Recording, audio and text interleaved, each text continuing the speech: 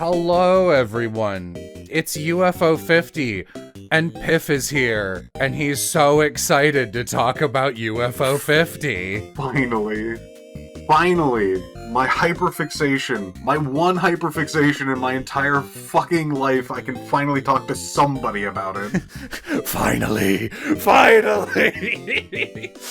What is this, Piph? How did you encounter it, and why is it this for you? So, weirdly enough, I had no interest in UFO 50 whatsoever when it came out. I'm like, cool, that existed. I think Germa's playing it. I don't really care that much about it. It seems hard and difficult and not really my style.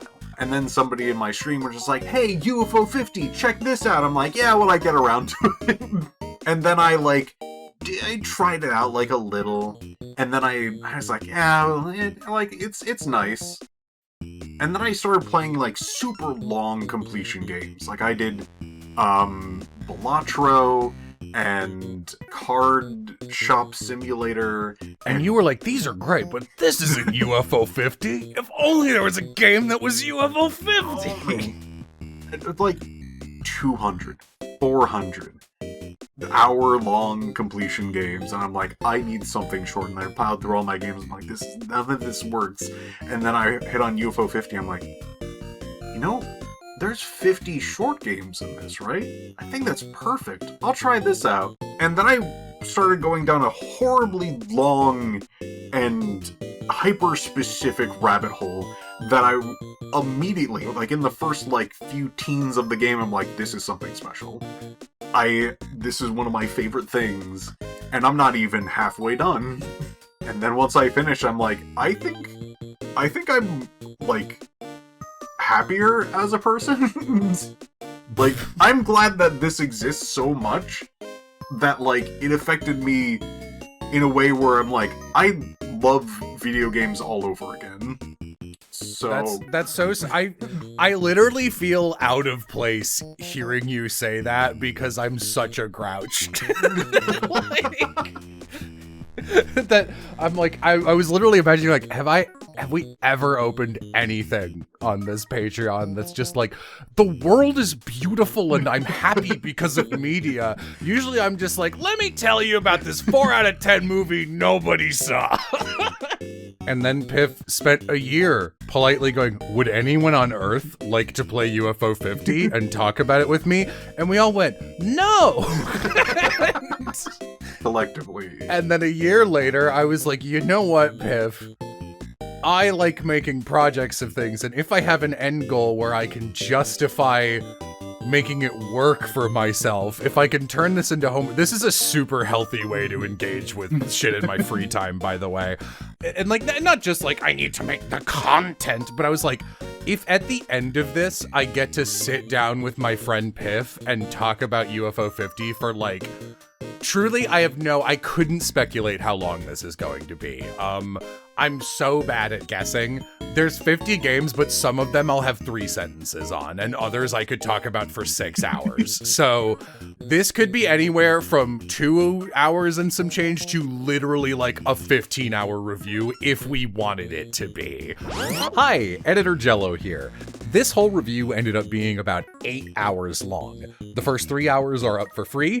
You're watching them. The rest is up on my Patreon. The next 2.5 hours are available for all patrons at any level, and the last third is available for $5 patrons, which is where we put all the rest of our reviews. We do reviews for games and movies. Yam, Will, and Oz just put up an 8.5 hour review of every single Marvel movie up through Avengers Endgame last month with tier lists. I've got crazy long reviews for stuff like Hades, Fire Emblem Three Houses, Octopath Traveler, and they all come with these insane giant sheets with big old mechanical breakdowns because I like to crack open the intricacies of a game like a coconut and suck out the goo and then write about the goo. There's seriously multiple essays worth of stuff to read through if you're insane like me and really digging into the nitty-gritty of what makes games work. Piph and I obviously did one of those for UFO 50, but I wanted the first 3 hours of this review to be free because frankly, more people need to play UFO 50. I have over 300 hours in this game, and I still haven't seen everything there is to see, and UFO 50 only costs $25. There are multiple titles in this collection that are worth that $25 cost of entry all by themselves. Dozens of genres of games are in this collection. Even if you only vibe with like 2 or 3 things in here, it's still worth getting. If you have ever played and enjoyed a video game in your life, there is something for you in UFO 50. I can guarantee it. And I'm hoping that you can use this as a tasting menu. Okay, back to the past, Samurai Jack. If that's at the end of this, I think I could have a really fun time engaging with UFO 50. And you were like, oh, you'll play this game if your reward is talking about it with me? Yes, do it, do it. And every time I gave you an update, you'd be like, yes, UFO 50. I would smile politely and be like, yep, that sure is UFO 50. And then, like, silently to myself going like, yes, the journey. I was fully expecting that you, like everyone else, would just kind of play at whatever their own pace would be. Like, maybe they'll pick up some games, put them down, complete them, not complete them, cherry a few, maybe even look into one a few more times than I did. But, like, I was not expecting you to go full force and go, I'm going to delve deep into every single game and basically cherry all of them. At the moment, I have golded every single game and cherried 48 of them. I have not cherried Onion Delivery, and I have not cherried Cyber Owls. Cyber Owls because it's the last one and I just got to it and I was like, I would like to just do this before the holidays. And also it seems hard to cherry. And Onion Delivery because it's fucking Onion Delivery.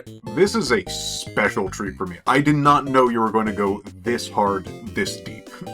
I had no clue. I did get really into UFO 50. I am like, this is something really uniquely special. I am pissed off that it's $25. This game could be $90 and I think it might still be underselling itself a little bit. It is...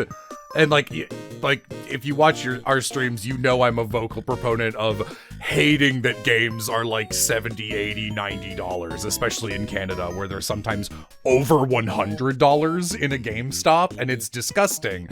But like, then I buy UFO 50 for $25, and it's like, what do you mean? What do you mean they're selling this game that took like 8 years to make for $25? Even if there were like, I could cherry pick like 5 games out of here and be like, this is worth $60. And there's, so I guess for anyone who hasn't been watching the occasional streams I've been doing, which have been showing off the game very badly because, the UFO 50 curse is that if you're really hammering against a game that's giving you trouble, that's, I think, more likely to be an excuse to be like, I'll play this while talking to someone because I've been grinding my head against it for a while, or I'll stream this so that I can do something while playing it because I'm tired of it and I'm trying to completionist all of it, where the reasonable person would just go, I'm not going to play that game. That's created this unfortunate effect of kind of showing off some of the worst aspects of UFO 50. And then I will go and quietly play like 30 hours and be like, this is amazing and I'm so happy to be doing it. And I'm really loving these games. And then I come back and crash out at Velgress on screen. Oh! What? What do you mean? Everyone's like, this looks terrible. And I'm like, nah, I didn't want you to take that. Listen, listen. Which, from what I understand, has also partially been Piph's curse, where someone will be like, that thing you're doing looks really annoying, and instead of going, oh, this part's rough, but, like, the rest of the experience is quite good, Piph has a habit of going, you think this is annoying? Check this out! I did that at the, like, tail end of me playing games. I actually have, like, an actual record of me playing through these and like what the order was and like my thoughts on it and things like that. And towards the end, I was just like, yeah, I'm doing this. And it was a perfectly fine, fun game that I was having a good time with. And they're like, this looks terrible. And I'm like, you think this looks bad? Look at this thing that looks way worse. Instead of going like, hey friends that I talk to and would like to actually get into this game, maybe you should check out these tons of really cool things that are in this game. And I did that once. We're like 12 minutes in, and someone might be sitting there going, what the fuck are they talking about? UFO 50 is a collection of 50 games, many of which are completely full length, some of which are double-digit hour completion time, full games, and there's 50 of them. The fiction of UFO 50 is that in the 80s, there was a company called UFO Soft that created a bunch of games. And the company kind of got lost to time. They were never like a mega success or anything. They had some games that were pretty popular, some that just totally flew under the radar. And in the fiction of the game, the real world developers, Mossmouth, who are like the Splunky guys, I think, who actually made UFO 50, they are a collection and preservation team who found the game in like a storage unit along with a bunch of the old consoles which were unique to this system. It's called like the LX 1, 2, and 3. They're like these old red computers. And the idea is they went, hey, we're fans of UFO Soft. And it looks like someone at UFO Soft was compiling the games into like a collection. So we're gonna modernize that, port it to modern consoles, while keeping as much of the software intact as possible, heavy quotes. So the narrative is these are all games that have been recovered from functionally the archives of a company called UFO Soft. You open up UFO 50, and you are met with 50 discs of games.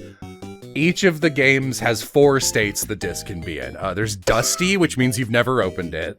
Blue, which means you've opened it but haven't completed it. Gold, which means you've completed it. And Cherry. Cherry is like beating the game while you do a special lollipop dance, and the conditions for getting a cherry are different in every game. So sometimes it's like a score attack. It'll be like beat the game and get the high score. Other times it'll be like beat the game in endless mode and do it like 6 times. So like one of the first games, Bug Hunter, to get a gold, you have to beat it's like an arcade style game that you do infinitely, and it gets a little harder as it goes on.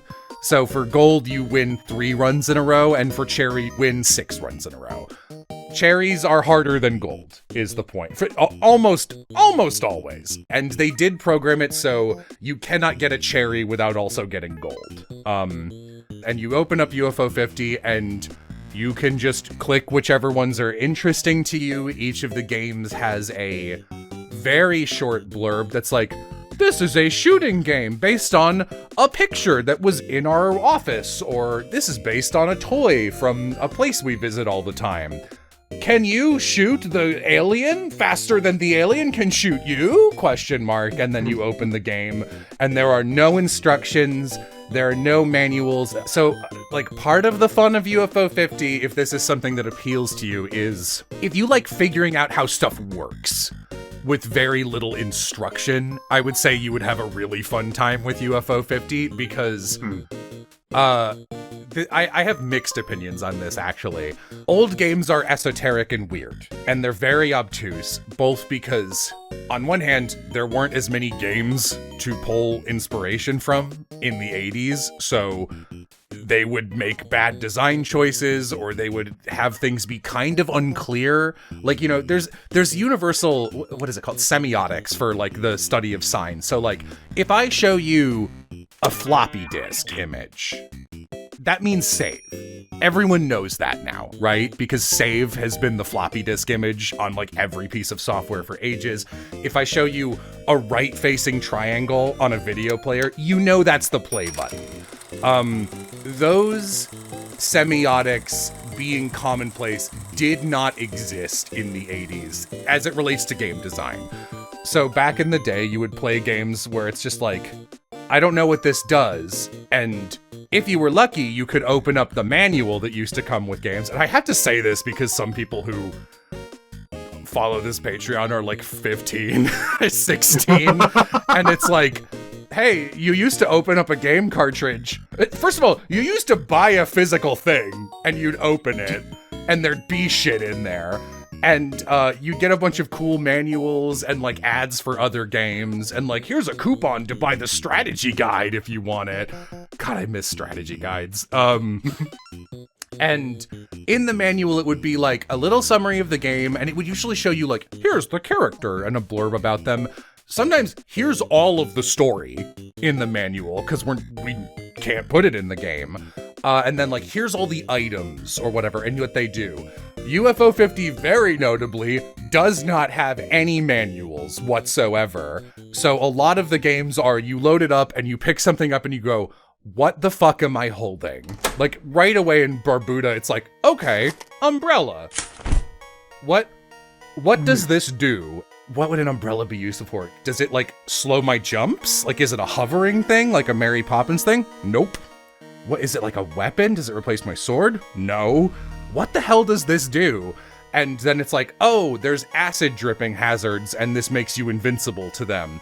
But like, there is a way to get an umbrella before you ever encounter any acid drips. And it's like, wait, do those ever hurt you? Because you've always had an umbrella and like stuff like that. And sometimes I think it's part of the fun.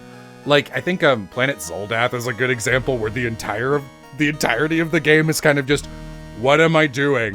What am I picking up? How does this work?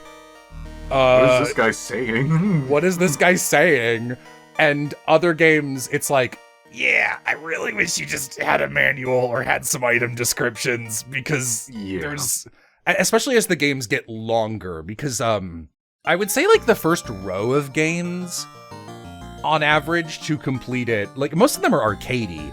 So to complete a run and at least get a gold, you could reasonably do most of them.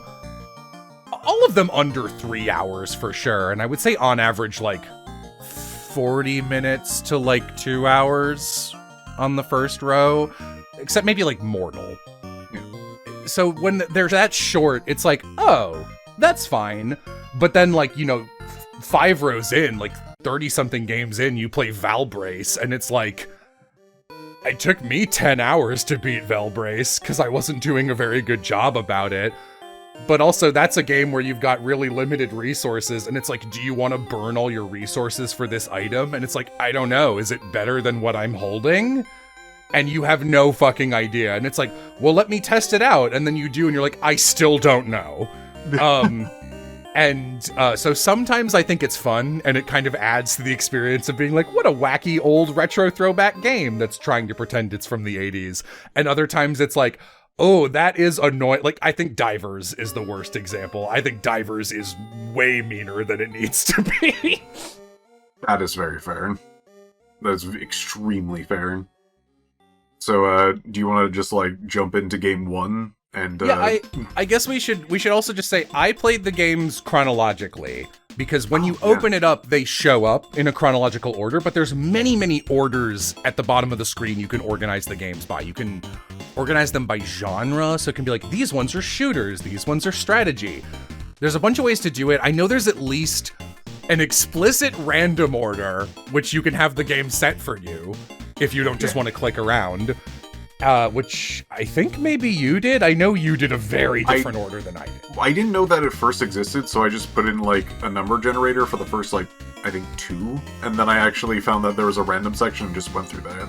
Mm-hmm.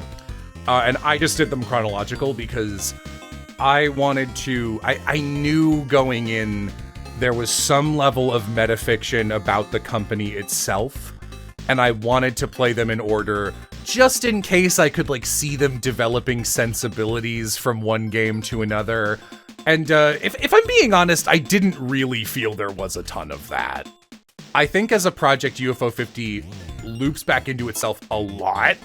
Like, there's a ton of nods to other things, But I do also think you can tell, and I'm almost certain I found an interview that confirms this is true.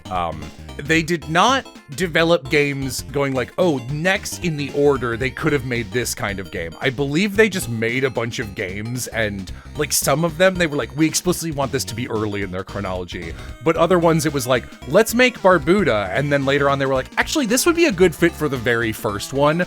Let's walk it back in fidelity. But like, they didn't go, okay, this is game 3, so they would have already figured out this mechanic, so let's have that already programmed for game 25 or whatever. You know, I don't think there was a lot of that, which is why I played it in order. That's all to say, you could play these in whatever fucking order you want, and frankly, it's fine. True. I guess as an extra note on that, I am baffled. I'm beside myself at how much of UFO 50 basically is every single game is like its own thing. Like, it doesn't feel like this one's a copy of another one. Pretty much every single game is wholly unique. I thought this game was going to be like filler of like, alright, it's platformer against another platformer that's basically the exact same thing. And that's not the case. No, UFO 50 is in short, UFO 50 is most commendable for the fact that almost every game in the collection has some unique spice or twist on it that's like a good enough idea for a core mechanic for a game you could even release today, that it's like really cool of them to blow that idea on one of 50 UFO 50 games. That's one of the reasons these are going to be fun to talk about, is some of them it's like Mortol, which is sort of a suicide lemmings game where each of your deaths is a superpower and you have like a limited number of lemmings to get through a challenge. And some of them can like turn into bombs to blow up walls, and other ones can turn into platforms. The way that the Mortol mechanics are, like, it's already kind of a fun, dark idea from minute one, and it is sort of a twist on lemmings. It explores so much of its idea that by the end of the game, I was like, I want to play 5 more of these. Like, it felt like playing a game that was the first game. I don't know, it felt like playing like Castlevania 1 or 2 and going, so there's like 9 more of these, right? Because obviously they found something here, and this must have done great. But you're playing a game that came out in 2024 and it's one of 50 games, and it's like, well, fuck. I guess this is the one that there is. And Mortal's a bad example because there is a Mortal 2. Like, even like Caramel, which is a shmup game, has this like camera mechanic, and that's an example of one where I don't think they used it to its full potential. But even so, it's like, it has this cool, unique mechanic with the camera in it. And it's like, almost every game, I would say at least 45 of the games, which is an incredible batting average, bring something to the table where it's like, they were really cooking with that. And that's a huge amount of them. It is insane. I will probably bring this up many times. It is quality and quantity. It is insane. Yeah, that is something you say. It's like, it's not mini games. Like, you would think these are mini games. They're not. I'm approaching 300 hours in UFO 50, and I have yet to cherry 2 of the games. And I'm missing quite a few of the little, like, there's like a little, in addition to cherrying and golding, you can do specific objectives that are usually easy and required to play the game to get, like, gifts for your in-game house, which is like another thing on the tab. Like, there's a lot in this game, and I don't have all of those. I guess let's just start talking about these, and in an effort to prevent me from talking too much, especially since this is Pip's game in my head, I think we should like switch off who's taking the lead on every game. Ooh, just okay. like we can just alternate unless one of us is like really into it. Like, so you can start with Barbuta, then I'll do Bug Hunter, and we'll flip-flop, and then like doing that, I looked and I was like, oh, that means I'll be talking about Warptank, so Piph, you can just take it from me and you can do Warptank. Oh yeah. Yeah, so let's get started. What the fuck is Barbuta? So, Barbuta is a game made by a person at their own job that was not supposed to be making a game on company time, that basically made a game for himself. So had no prior making game experience, this was not made for anybody else, and it plays exactly like that. Almost, when I envisioned myself making a game, that was like one of my first ideas. Are like, oh, I'm gonna be like so crafty and mean to the player, like they won't ever get past this thing. And then like over time we'll probably be like, oh, maybe this will be nicer. Oh, maybe like I'll add these things to make like this more clear, and so on and so forth. Barbuta is not that. It is a game that is full of secrets and is mean to you. Yeah, it's a very authentic one-man 80s, like early 80s PC adventure game platformer. The closest game that I have ever played to it in modern existence is La Mulana, which is also a retro throwback that's like, I'm going to be as mean to you as fucking possible, and you have to figure out my puzzles, Batman, to see if you can progress. Yes. I feel like it's probably too early to get into, like, I guess the conspiracies that I've had from, like, all of these different games and the conspiracies. Okay, I'll briefly get into this. So, most likely than not, this is a game about the frustration about his boss. Now, that's very weird to say off cuff. You probably played the game and be like, the hell are you talking about? So, his boss is actually a character you see later in the game that actually has one of his eyes missing. Oh, that's funny, actually. There's so much to this game that has so many cool things to it, and you'll see this fucking boss at the end of this goddamn game of Barbuta again and later in another game. I mean, the final boss is just an eyeball. Is that who you're talking about, or is there another It's NPC? an eyeball with a mouth. Yeah, that's the guy. There's a lot of, like, meta stuff that I can talk about for that, but I think that one in particular is very interesting to note because it will come up later in another game. Yeah, okay, so obviously I think this is something we want to delve into at the end, but there's a lot of names that show up in the credits of UFO 50, and there's like Easter eggs you can find, and by that I mean there's Easter eggs I looked up because I would never have found them on my own, of shit like the very first one is in Barbuta. Barbuta has this ridiculous system where there's this wandering skull that if you touch it, you die instantly and have to restart the game. And it's in a random room, and it moves to an orthogonal square on the map every turn. And if you're both in the same room, it spawns. But if you can get it to spawn with you in the first room, it just inexplicably displays the text "Loungewear rocks." And it's like, what the fuck does that mean? And only at the tail end, can I spoil this one thing just as an example to Sure. be like, yeah, go for it. So, Loungewear is the name of a band that this developer was in with some other people who end up having their names pop up in the credits. And like, just as an example of like how this is usually not, it doesn't matter in like the core game itself of like any of the games, but there's like fun nods, like, yeah, someone would definitely put their friend or a picture of their cat in a game like this. And like Loungewear Forever, one of the guys who's in that band, his name is Sai, and he ends up like dying kind of young, unrelated, but he's in like some special thanks. I think he tests at least one of the games, and then in a game called Party House, which is it's like a card deck builder game, there's a character named the Rockstar, who's obviously a musician, and if you do the Easter egg that shows the guests' names, his name is Sai. And it's like, oh, that's cute. So like there's little connections.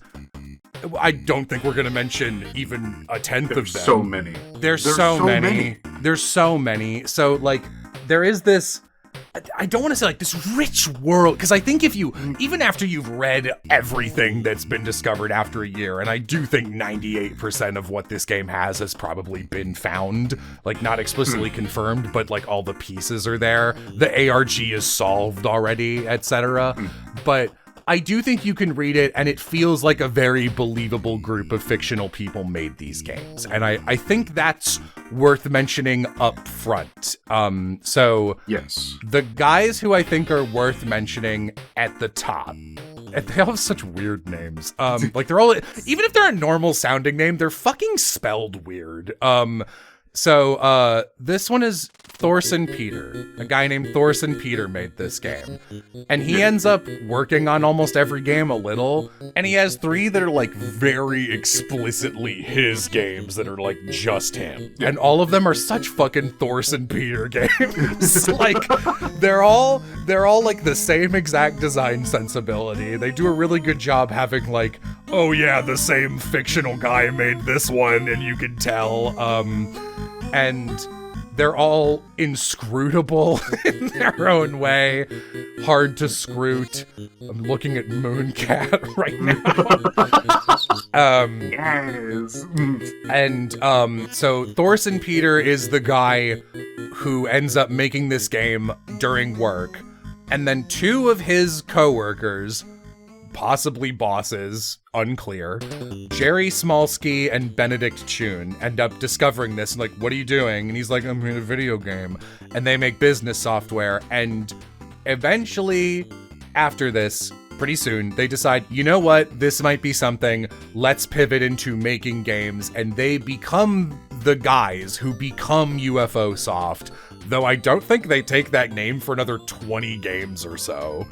Yeah, the UFO thing comes in way later, and I guess we'll get into that. Yeah, so, but like, we're gonna be front loading a lot, but I think it's useful to mention them so I can be like, just so you know, this is made by this guy or whatever. And like, then there's at least 2 other names that I think you'll need to know by the end of, this. But those are like the 3. So it's 3 guys, and Thorson Peter makes this one. And Thorson Peter's a little weirdo who has weird dreams and then makes weird fucking games about them. Piph, can you just give some examples of like puzzles and solutions in Barbuta? Oh yeah. Okay, so in Barbuta, mind you, we haven't even said about the genre. It's like it's a platformer. I mentioned it. And some of the puzzles that you have to solve. Well, first you need to figure out where you need to go. Oh yeah, you get nothing. Not clear. You open Barbuta, and if you walk to the right, you press a switch and the ceiling falls down and kills you. And you're like, I see how this game is going to go right away. And this is also the kind of game where like, it will take many runs of trial and error to get on the like a track that gives you a winnable game. Like, I remember, I didn't realize, I don't know why. It took me like way too many runs to realize you can jump over that fucking switch, you idiot. You don't have to get killed. Now it's like, crazy, there's a health check if you want to go right. Here I go dying again. So like, maybe don't listen to me about, wow, the puzzles are so hard. Bang, bang, bang. My head won't open this door. Bang, bang, bang. But like, Barbuta is the kind of game where later on, if you've knocked that ceiling tile down, it's like, oh, there's actually a passageway. But if you triggered that trap, it's just like, you can't go that way anymore. You've deleted that for this run. Sorry. And there are ways that you can like, you can buy items and you just don't need to. It's just a trap. Yeah. And if you buy items, there isn't enough money in the game to get to the end of the game on the most obvious route to the end of the game, if that makes sense. Like the one where you pay the guy to open the way, that one you just don't have enough money to do it. I will describe the first puzzle of the game, besides the floor trap. Going left, there's just a whole bunch of like enemies and dead ends, and there's not really much going on there. Don't go left. It's true, don't go left. If you go right, you will find a ladder to go down and like some platforms, but once you go down the ladder, there's this huge spike pit that you can't really like go past, and it's kind of like another dead end. What you're supposed to do is ignore the ladder and actually just go to one of the lower platforms, jump off to the left so you can actually scroll down to the next area, because your brain probably is like, why would I jump into a pit? But actually just scrolls to the next screen and actually allows you to progress to the rest of the game. That's the direction you need to go for all of these power-ups that you need to actually do progression.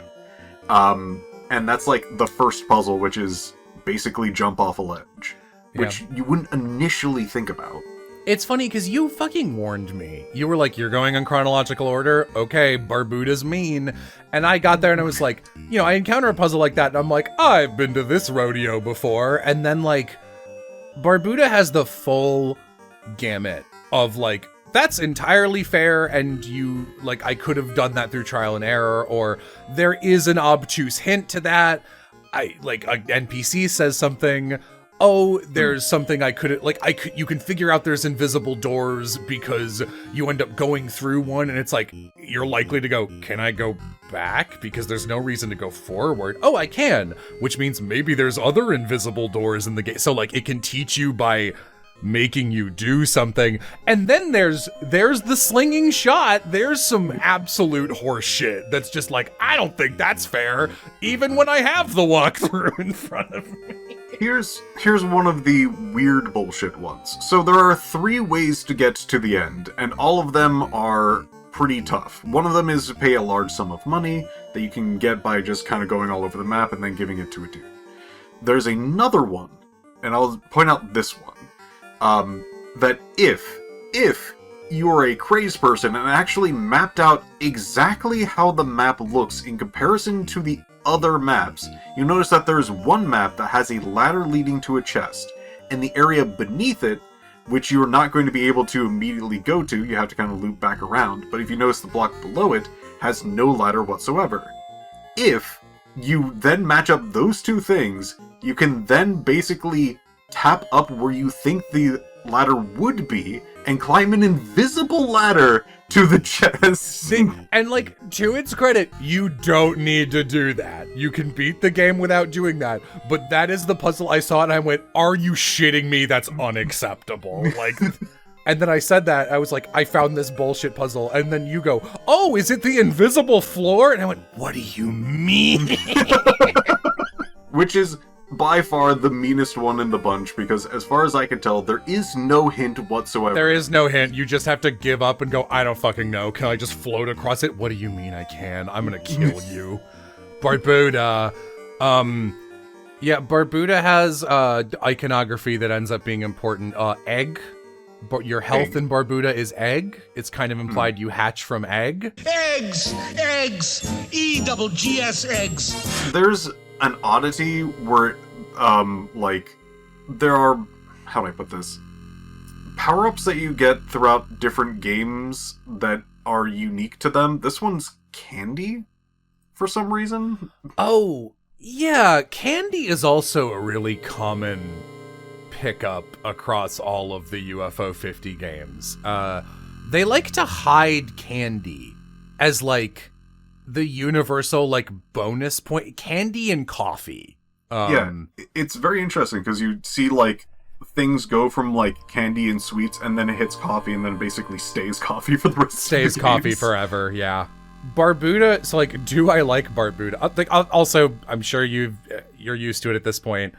There's gonna be a big thing. I haven't fully filled out the chart yet. I'm gonna do it after the holidays, but, with like thoughts on each game and how hard they are and just like, how much do I like this out of 5?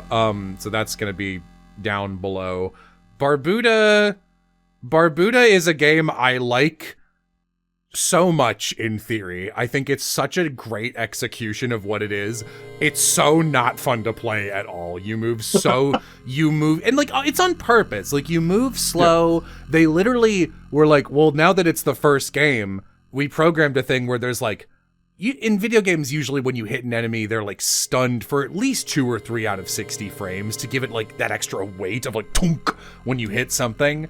But they're like, all right, well, he wouldn't know that enemies should flash to indicate you're damaging them, and enemies still move when they're being attacked, so it really doesn't feel like you're doing anything. There should be no music. It should feel oppressive and weird in that way that like old 80s games are often just oppressive and weird. They kind of have this mystique to them. Barbuta executes that pretty flawlessly.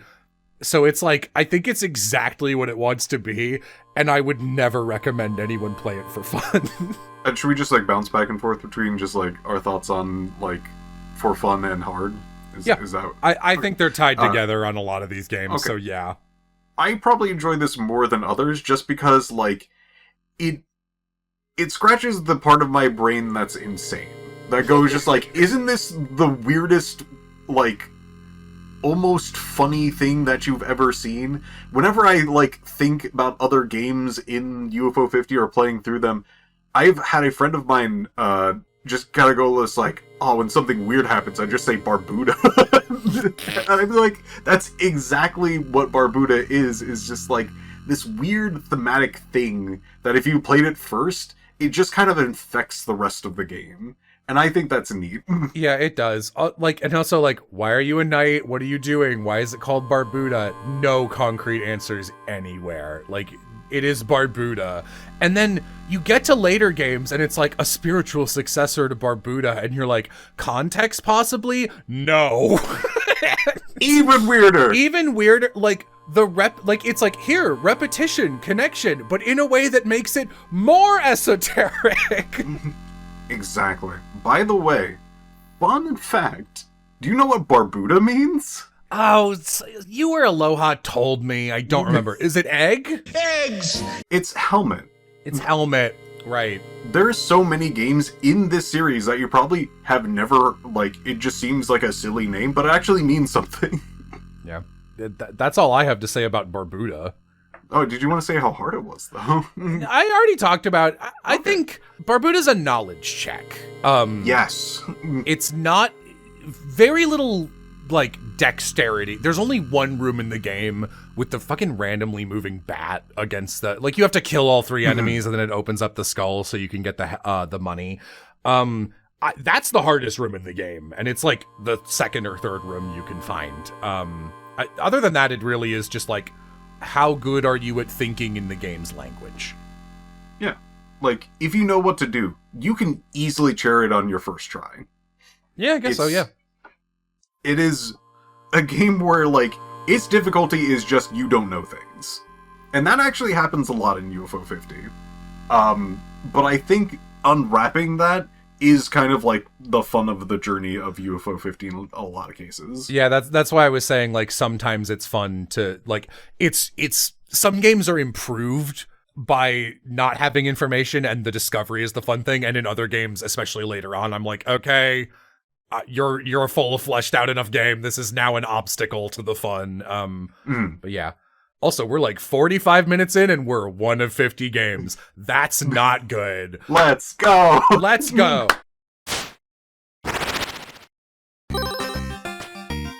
Bug Hunter is the second game. This is a puzzle game, the kind you might have on like your grandma or aunt's ancient Macintosh computer desktop, or like a PC. It wouldn't even be a PC 98. It would obviously be way older. But Bug Hunter kind of rules. I love Bug Hunter. Bug Hunter is a game where you are a guy, you spawn, there are little bugs that spawn on it. I don't know exactly how big the grid is. It's like a 6x6, 7x7, 8x8 world grid. It's like 6x6. 6x6, sure, that sounds right. I'm gonna maybe have this be a video so people can be watching the gameplay of each of these while we talk. Okay. We'll see how much I want to do that.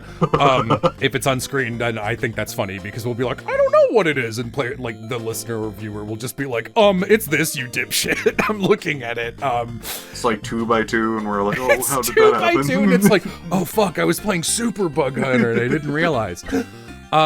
So you spawn and there are little baby bugs, and each turn you leave a bug unattended and don't kill it, it will grow. There are 3 forms of bug. There's baby bug, medium bug, and adult bug. Your bug goal is to kill a certain number of bugs, it's like 30 or something, it's in the top left, before the day ends. There's like, you get like 10 turns per each round. So you can't mess around, you need to go fast, you need to hunt bugs. You are the bug hunter. There's 3 colors of bug, and each of them have like 2 things they can grow into from baby form, like Digimon style. So, I'll take the blue one as the example, because blue is the one I hope to see, because blue is the easiest one to deal with. Blue can evolve into these sort of frog-looking guys who, when they are adults, there's 3 types of platform. There's floor level, raised, and hole. And you obviously can't go over a hole. Raised, you can't like just walk into it. You have to like jump onto it, etc., etc. And the frog guys, wherever they spawn, the ground raises, which can cause issues. Meanwhile, the other type of blue guy they're these like energy dudes.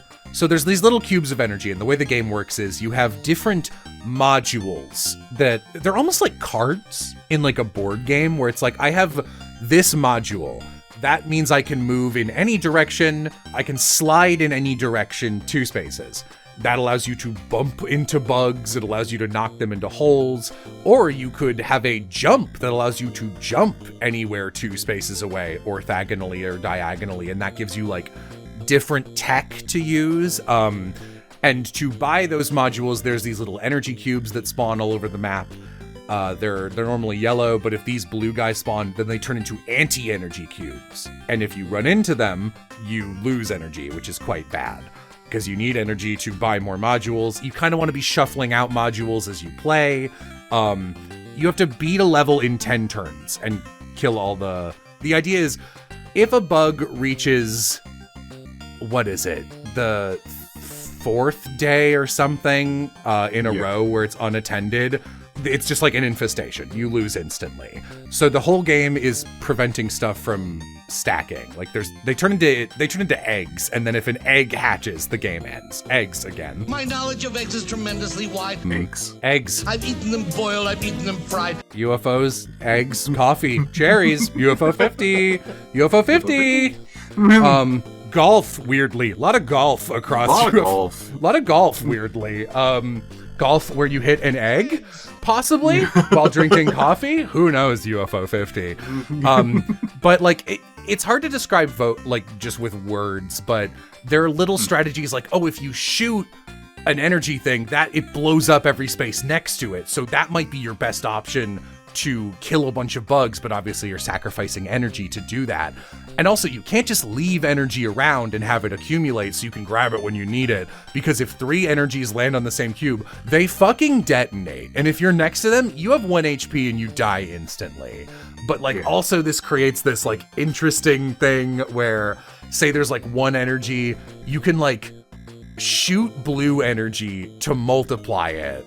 And then if you kill the bug, it makes it normal energy again, and you can grab that energy, and it's like now you have 2 energy instead of 1, which is like a huge difference. There's some modules that like allow you to grab any adjacent energy. That Bug Hunter looks so fucking brick shit simple the minute you open it up, and after like 2 or 3 hours of playing, you're like, actually, this is an incredible strategy game.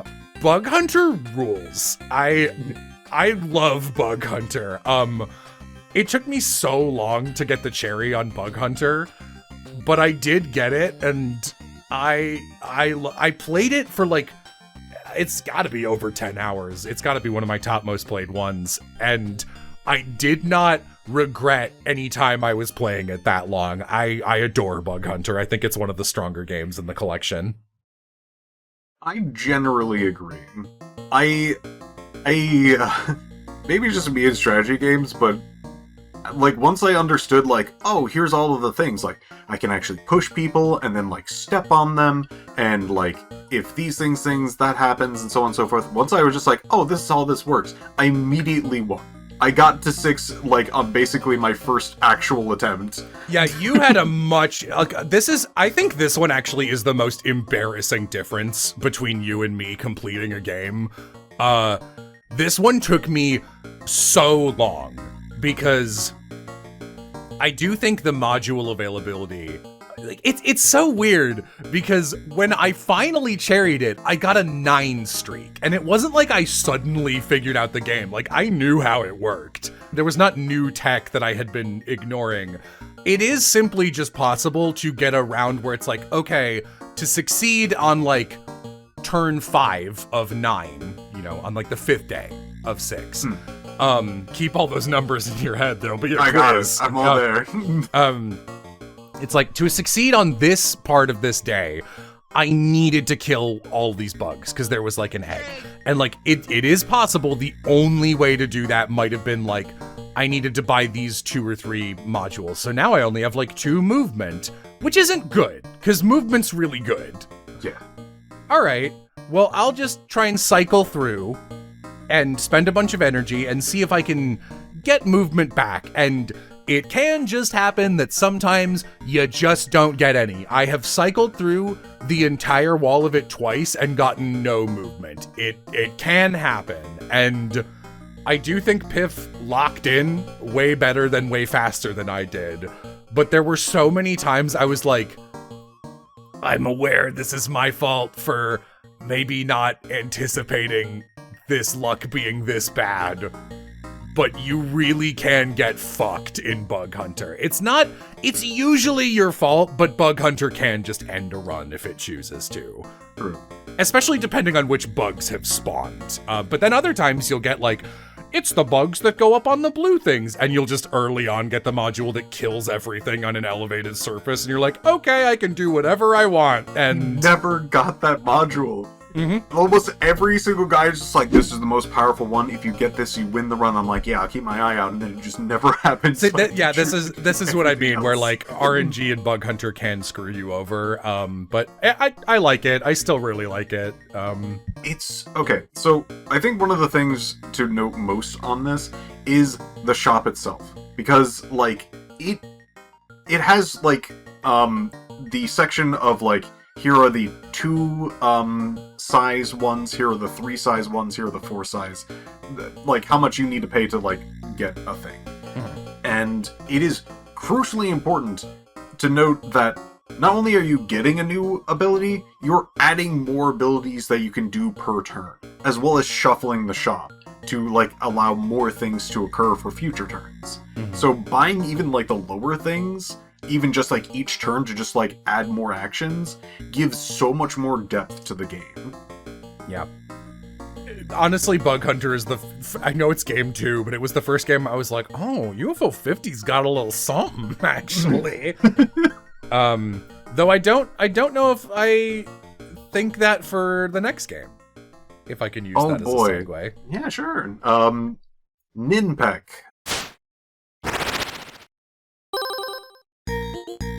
Ninpek is an auto-scroller where you basically just have to prevent yourself from getting hit from the opponents by either touching their body or whatever shots they may be projecting out. You're a little Sometimes ninja jumping. You're a little ninja. And you have to get your sandwich back from the octopus. Eggs! And that's it, right? Like, is there more? You throw shurikens. Yep. And it's basically a survival game where you try to add up more points to get lives, so it gets easier to do such things. To like. Yeah, you know what I'll give Ninpek. I think a lot of later games in UFO 50 that are platformer or platformer adjacent, I think they have a cascading failure mechanic, whether intentional or otherwise, like Rakshasa. Yes. And, like, if you die and lose all your power-ups, you're very likely to keep dying because of your loss of power. Ninpek does not have that. Ninpek is quite straightforward. You do lose power-ups in Ninpek, but also, you will be okay in Ninpek if you just have the basic shuriken. It won't be as easy, but you will be fine. This is probably the first skill-based game that I can say in the line.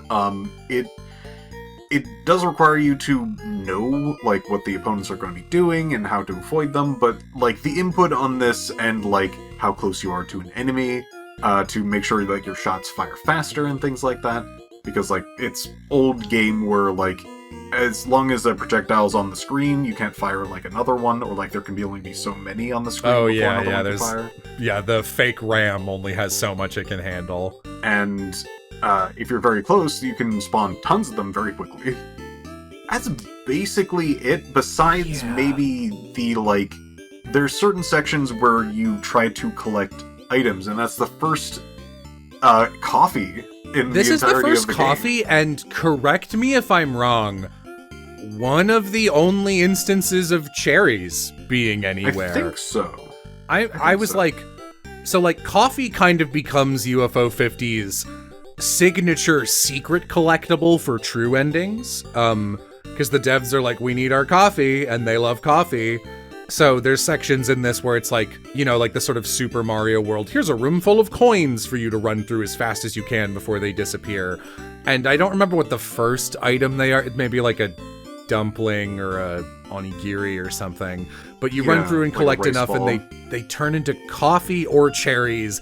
And then if you collect enough of those, it turns into cherries or coffee. I don't remember which order it's in. I think coffee is the last one, I think. Sure. And I remember thinking, oh, this is where the cherries come from with the cherry cartridges. And I was expecting cherries and coffee to become recurring, and only coffee did, which I thought was interesting. That is about all I have to say on Ninpek. You beat the game once and then it just cycles again, and you can play like a new game plus run in the same life, and that's how you get the cherry. And the new game plus run is kind of easier because it gives you like 5 lives at the start of it, which is more than you even start the game with. So if you do good on your gold run, the cherry it's not free, but this is the first game I cherried, and I thought it was way easier than Barbuta or Bug Hunter, and I think it's easier than Paint Chase. Oh yeah, oh my god. I guess before we swap onto that one, I should note that there is one specific, like, small detail. There's lives, and lives are balloons, and the balloons have like a little square as their symbol, and when you collect them you get an extra life. That square symbol will show up later, and that's kind of like your only indication in that later game that that's like a thing you want to interact with. It's not great that I can't remember that happening, so you're gonna have to call that out when it happens. Alright. Yeah, alright. Next up, Paint Chase. Paint Chase is like Splatoon, but race car. You're a little race car, and you go through and spread blue paint, while slower, but more different types of vehicles spread pink paint. And you want there to be more of your paint than the enemy. This game is Jello enrichment, because it is a efficiency simulator of how fast you are at going through a level. Most of the levels are semi-consistent. Most.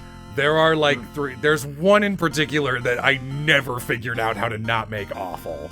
But I really love Paint Chase, actually. I think Paint Chase is my first weird pick for a game I really like. That's the fun thing about UFO 50. You look at tier lists and people are crazy. Aliens from planets you've never heard of will be like, I love this thing. And it's like it was like one of your worst experiences, and they'll have it top tier. And you're like, why would that possibly be there?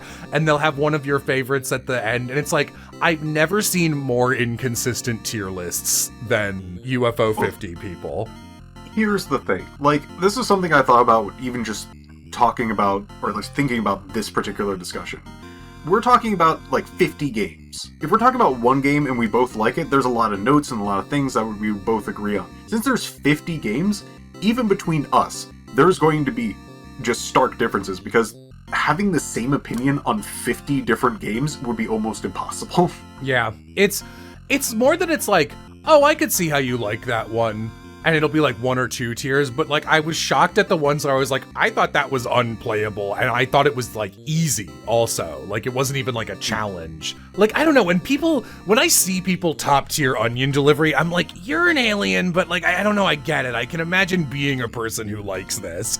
But if someone was like, dude, you gotta play Quibble Race, I'd be like, hey, what's your problem? That's true. That's so true. Yeah, anyway, I really like Paint Chase. I thought Paint Chase was cool. I don't have much more to say on it. It's pretty simple. Oh, you do? Go for it. Oh yeah, tons. Okay, so the game has a good amount of depth, but I think the one thing I want to actually talk about most is the game actually is Splatoon, absolutely. But it's actually like Pac-Man? Yeah. All of the controls feel eerily similar to it, where like even when you're going between blocks you can hold like up in a direction, then your character will immediately like turn towards that way. You can't actually just hit directly back either. Yeah, you can't turn around. The direction you're facing matters. There's like speed up things. You have to drive through a specific way, so like you might have to loop back depending on your pattern. Certain enemies can only be hit from the side, certain enemies can only be hit from behind. I think a couple enemies can never be hit, some can die when you're at regular speed, some need a speed up. You know, the strategy's a little different on every level. Yes. And different than Pac-Man, you don't want to, like, avoid the ghosts. You want to get them because they're also just painting on the floor, and you don't really need power-ups for most of the enemies, you just kind of need to run into them. And some enemies, if you do not get to them, will blow up in a spectacular way that will fill most of the screen with their color. Yeah, there's like grenade trucks, and if you don't kill one, they might detonate 1 millisecond before the, timer runs out, and you just lose, even if you had the entire fucking screen in your color. It's fun. It's like a mental game where you have to be like, what are the priorities of, like, who do you want to kill as fast as you can before they go off and shoot their special goo? But also, like, who are you close to? Does it make sense to, like, run across the map and kill one high priority enemy? Because if you leave the 4 enemies right next to you, they're probably going to do more damage than the single enemy is, you know? Yes. So I like that. So again, it's an efficiency simulator, so it's enrichment for me and my crazy person enclosure. There's also power-ups, and when you run over those power-ups, you get a certain thing, and you can't really pick them up again. Except if the opponent has walked over it and changed it to their color. When you change it back, you get the power-up again. So sometimes you want to let certain people go to get a power-up again. Yeah, there's like a drone that ends up basically making a second you that just autopilots based on RNG. And sometimes that drone itself can hit the drone power-up, but only after a certain amount of time has passed, and it can proc a second drone for the first drone. But you can't proc a second drone. I still don't exactly know how that works. It is, you just have to change it, change color. Like, if it's a red color on something and you change it back to blue, you get the power-up again. Okay. It's really cool. Also, another thing, if you are good enough to actually paint every single square your color, it ends. It's pretty hard to do that, too. It doesn't Yes. come up very often. You know what's funny? If you hit 100, the game ends in your favor. If the enemy hits, like, 80%, it just goes, you're an idiot. You just lose the level immediately. I think you can kind of do that in the first level, where, like, if you basically just drive yourself into a corner and just sit there, you would just get, like, 100 points for some reason. I don't know why. It's weird. I like Paint Chase. Do you want to talk about the story of Paint Chase? Sure, but only in so much as I think this is relevant to UFO 50. Okay. This is, I think, the most obscure game I've ever played in my life.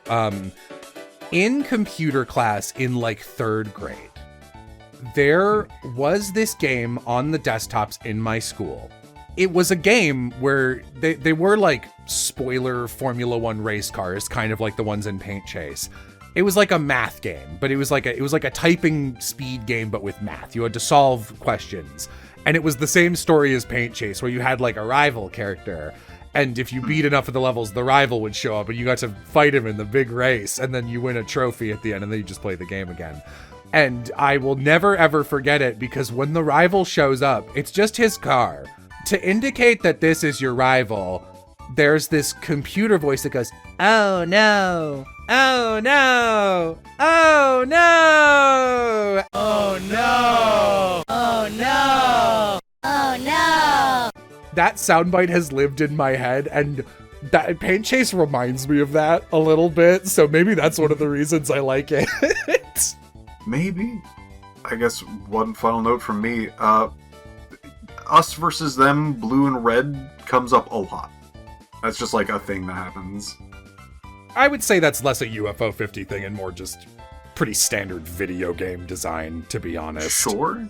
It is interesting how many times it swaps. So, Magic Garden. Magic Garden is Snake, but you also have some movement tech, and also it's, again, similar-ish to Pac-Man. I think this is less similar to Pac-Man than the previous one. Yeah, Snake's a good comparison. Your goal is to basically, oh wait, story time. You're a girl in a magical garden, accosted by a witch who doesn't like you.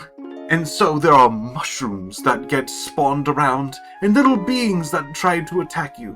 You need to gather your own things, and then... They're called Oppies, is the little guys that you're... I don't know, man. I'm just reading the UFO 50. I'm just reading what it says on the wiki. I don't know what it means. You try to get as many as you can, and then have them go over a star grid that will happen. And sometimes it's a straight line, sometimes it's kind of this weird, almost box-looking shape thing. And then, like, you can then do a little twirl, and then it basically sets down all of these guys, and then can gain points, depending on how many. It's almost like a capture the flag's the wrong word, but instead of just make your snake as long as you can, it caps out at 10, I think, and or maybe like 8. And your goal is to, like, do a little spin when most of your guys are back within the safe zone. But if half the guys follow you in the safe zone, then when you spin, the ones that weren't in there are like, what the fuck? Why wasn't I in the safe zone? And they become obstacles again. Yeah.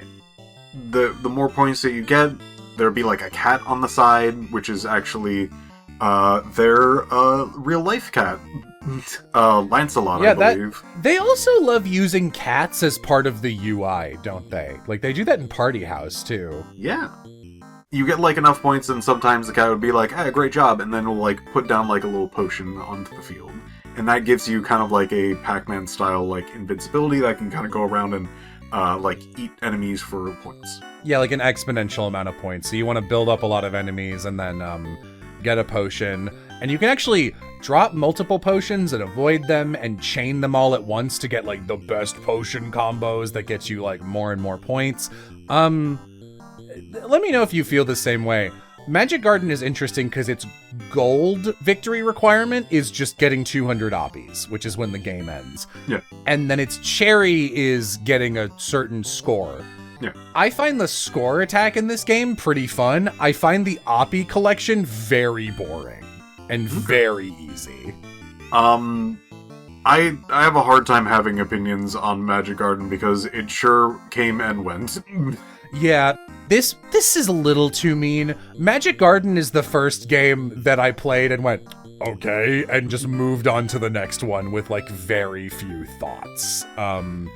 I'm glad that it has depth. I'm glad that it has, like, a small puzzle element about, like, maybe you shouldn't pick up all the potions that are, like, exists and have them gather up, and that's kind of, like, the solution. That's cool. Mm-hmm. But that's, like, its one trick, basically. Yeah, like, there's a non-zero amount of depth. But I would say it's still kind of, like, the shallow end of the pool, especially compared to, like, Paint Chase has a little more going on, and Bug Hunter has a lot more going on. So, having already played Bug Hunter, it's like, okay, moving on. I wouldn't call it bad. I don't think I would have it anywhere close to my favorites. No, I think the way I described it in my list was, this one's fine, but once I cherried it, I felt no need to ever open this game again. Yeah. I guess I'll also use this, because Magic Garden is, to me, stylistically, very obviously a Benedict Chun game. Benedict Chun has this art style that's, like, a lot more rounded anime-inspired, I would say. Like, Kit Club is his. If there's a girl on the cover, like, one or more pretty cute girl, that's usually a Benedict Chun game. And the ones that we were just talking about were mostly Jerry Smolsky, who is the eye patch having guy. I would say, like, just offhand, feel free to, like, counteract this if you think I'm off base here. Thorson Peter only has 3 games that are just his. And Thorson Peter's style is, like, weird, alien, very surreal, very obtuse. You just kind of, like, lean back and let its weirdness wash over you. Like, inhospitable, almost alien settings. Jerry Smolsky is a little more varied, but I would say, if you ask me what does a game from this era look like, Jerry Smolsky's games are the most in line, like kind of minimalistic. Party House is one of his. I know Hotfoot is one of his. Like, they're very like, this is a simple game. It is straightforward. Here it go.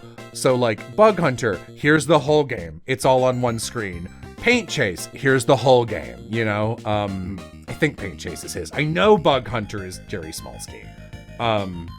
So, but like, yeah, that's what Paint Chase is Jerry Smolsky. The ones that are usually like puzzle something tend to be his. So it'll be like Bug Hunter is like kind of puzzle strategy. Paint Chase is like puzzle reflex a little bit. Those tend to be his. And then Benedict Chun has no consistent genre, but usually does like cartoonier looking games.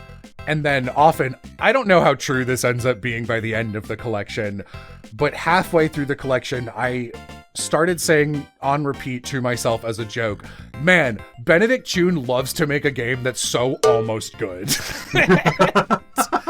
Like, Porgy is one of his, and Porgy is the most, God, this could be so almost good game in the whole collection. Let's see. I don't think there's anything else to talk about Magic Garden. Nah, I got nothing more on Magic Garden. Mortol. Mortol, we talked about a little in the intro. Mortol is the first game that I played, and I was like, oh, this is kind of incredible. Like, I don't even want to say them all, but the way that, like, every time I thought Mortol, which is such a simple concept of sacrifice your little guys and leave them on the field so at least one little guy can make it to the end of the level. You have a set number of little guys. There are ways to pick up additional little guy 1-ups to replenish your army, but they often require a sacrifice of a number of other little guys. What's the fastest way you can get to them? What's the fewest little guys you can sacrifice to get that +5? At what point is it not worth it at all anymore to keep sacrificing them to get those +5s? The amount you can do with the little guys, and even how they interact with each other, like, one of the options is like you can turn into a stone block and it falls, and it's like that can kill enemies, it can crush things, it can create platforms over otherwise inaccessible spike fields. It can press switches, and then it's like, oh, I put that in the wrong spot. You can blow it up by having a guy explode. They can shoot forward like an arrow, they can explode, and they can turn into a block in the first Mortol, right? That's their three. That's the three. And then you have a couple seconds, once you've had them sacrifice themselves, you can chain them together. So you can shoot an arrow guy across a pit and then have him drop down to kill a midair enemy as a stone block, and then have him shoot as an arrow again in a different direction, or have him explode. And like, there were multiple times playing Mortol where I was like, wow, that's crazy they thought of all this stuff you can do with just these 3 pieces of tech. And then they kept going, here's a new stage mechanic that interacts in a unique way with all of these. Like, hey, now you can set your guys on fire by interacting with fire stuff. And that works a different way with everything. Also, you can sometimes even douse guys to save them in water. And then there's like plant infestation things where once your guy dies, he turns into a big plant ladder and you can do shit with that. Like, Mortol is so clever. So much so that there's actually like a weirdly semi-hidden 4th option. The character can just die and then have his dead body there. And the dead body is a platform. And that platform is unique because it actually is a certain size, like it's like closer to the ground than the block, as well as, like, if they die in water, they float to the top. They float, yeah, and I think there's a couple enemies who can be led by dead bodies to walk over and eat them, so you can leave a dead body to distract enemies so you can get past obstacles, but like they won't be distracted if they explode because there's no body, or if they turn into a stone block because there's nothing to eat because it's rock. Like, Mortol is kind of amazing. Mortol to me is one of the games that if someone was like, tell me the best shit to play in UFO 50, it's unquestionably top 10, probably top 5.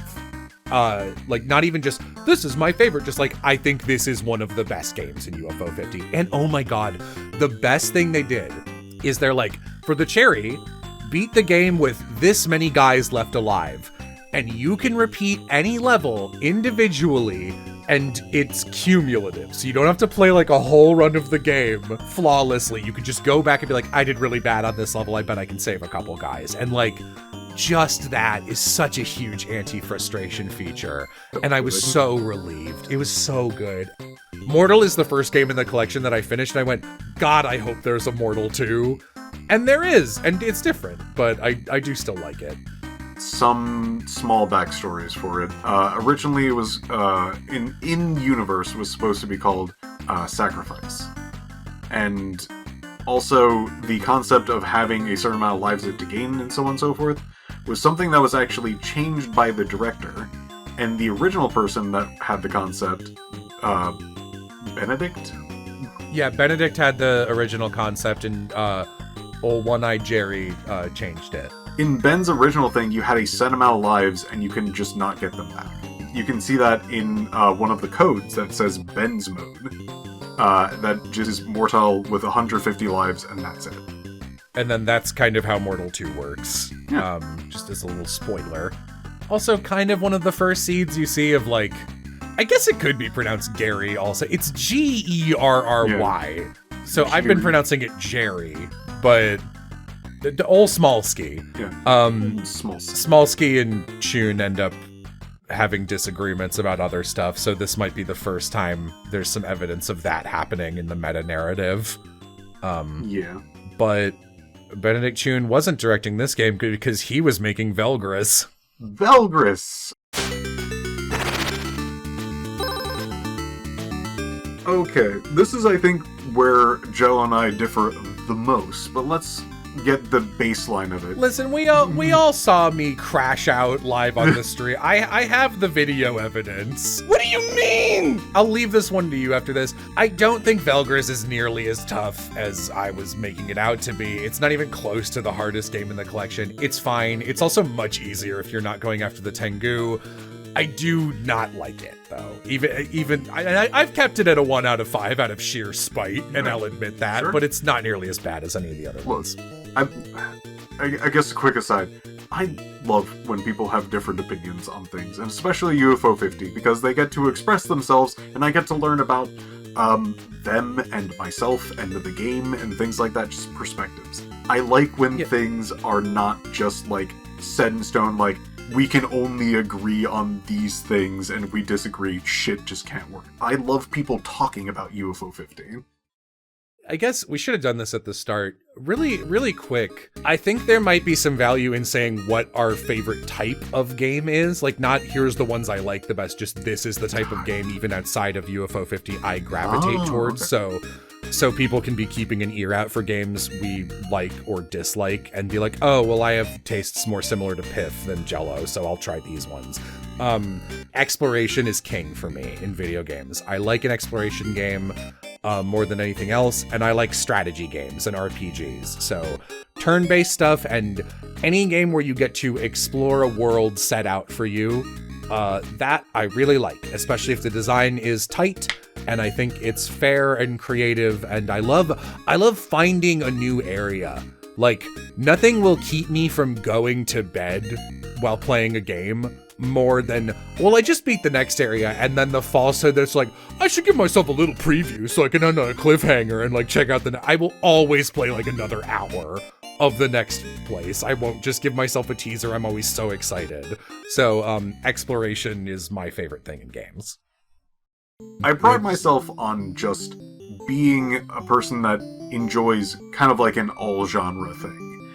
I like to try out every single thing on its own merits and try to figure that stuff out. I do like completion as like a general concept, and I do also love when I get to be like a little pack rat and go around and like find little like objects in the game and be like, ooh, a rare thing, I'll put that in my pocket, or oh, this is very like thematic and I like that it's here because it tells me more about everything else in the game. Like it's placed there to express the game instead of it just being there mechanically.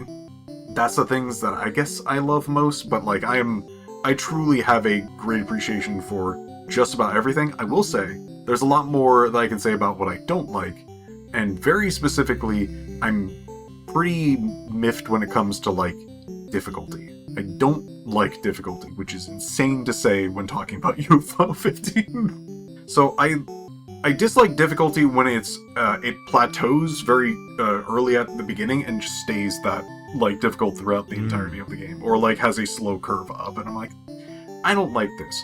When there's peaks of difficulty, that's when I like it. It feels like an EX boss, or something to, like, overcome in that particular sense, and having that, like, short amount of time to get over that, like, insane combination of things I had to do. Pretty famously, UFO 50 does skew difficult. More of its games are hard than they are not, but I think there's still at least 20-something games that even someone who thinks they suck at video games could have a good time playing. Like, yes.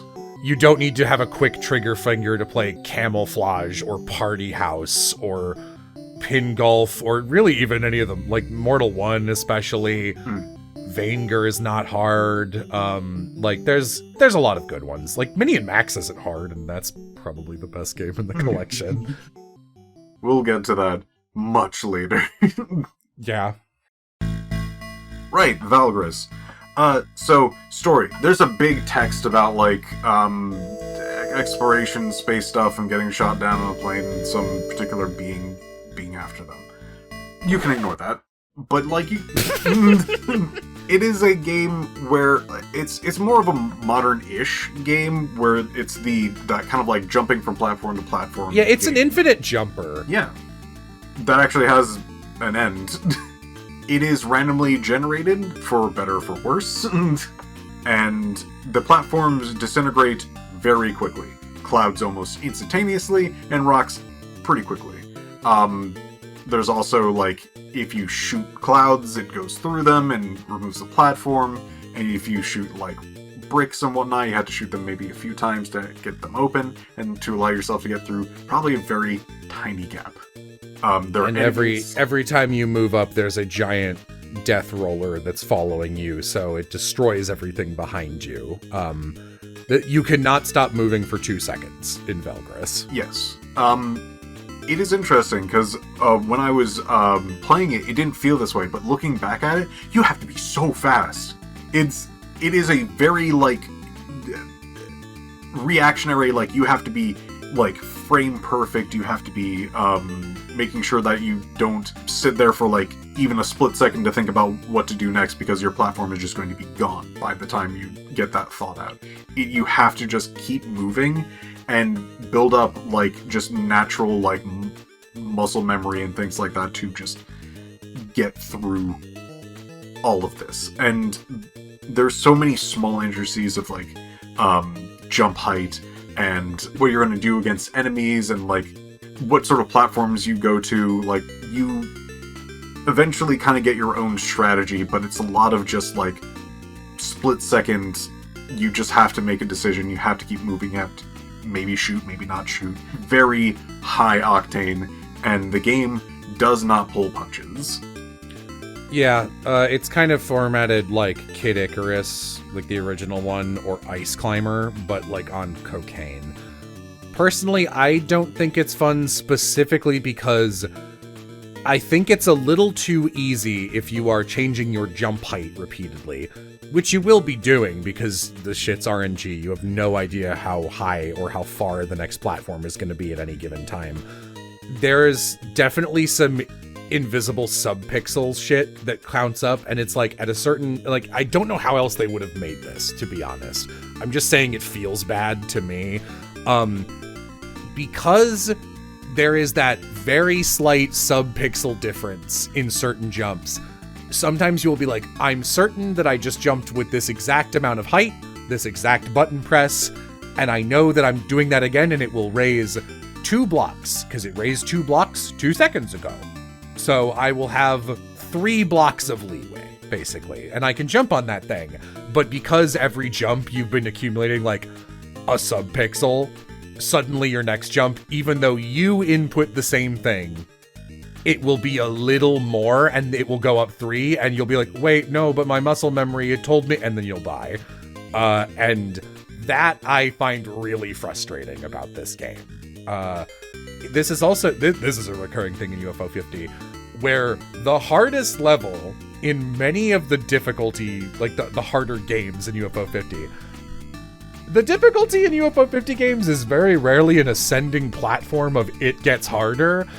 It's usually level 2 or especially level 3. Level 3 in most UFO 50 games loves to be needlessly harder than all the other ones. In Velgress, I think it's for sure the second of the 4 stages.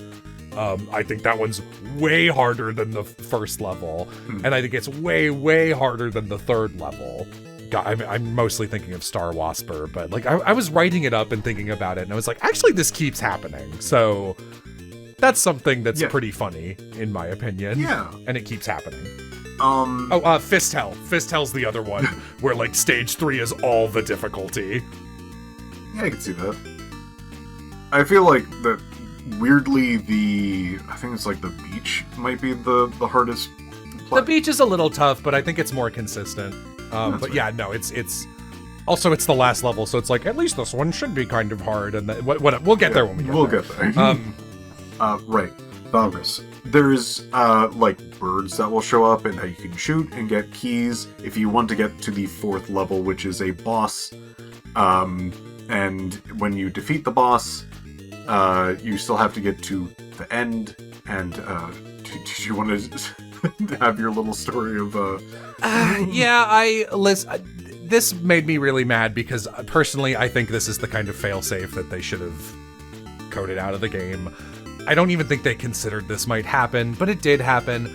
Listen, sometimes when you play a game, don't you kind of like imagine you're playing like a Dark Souls game, or you're at the end of an action-adventure game, and there's like a big door and it gets all somber. Don't you sometimes switch off the run function and walk slowly to like feel the moment a little bit? You know what I mean? Where you're like living in the game a tiny bit, just for like the extra gravitas of it. Like I know this is like, I know for sure that Will and Amy do this, I do this. And you know, sometimes after you get like a good power up, or while you're watching an enemy explode, in an older game, it's fun to like jump back and forth in a little bit of celebration, just cause it's something to do with your hands. So after hours of having Velgress kick my ass, I finally completed not just the gold, which I hadn't gotten, but the cherry condition, which is significantly harder. If you're ignoring the Tengu, this game is really not that hard to gold at all. But if you are doing the Tengu, it adds an extra layer of difficulty that can be very difficult depending on the terrain. And I beat the final boss, and there's the final door to the end of the game up, and I just like jumped back and forth, but I jumped just high enough on the first jump that the game was still auto-scrolling, even though the game was over, and like there was no more chance of dying, and it destroyed the floor. Oh, what? What do you mean? What do you mean? I beat it! Fuck you, actually. No, I don't even get gold!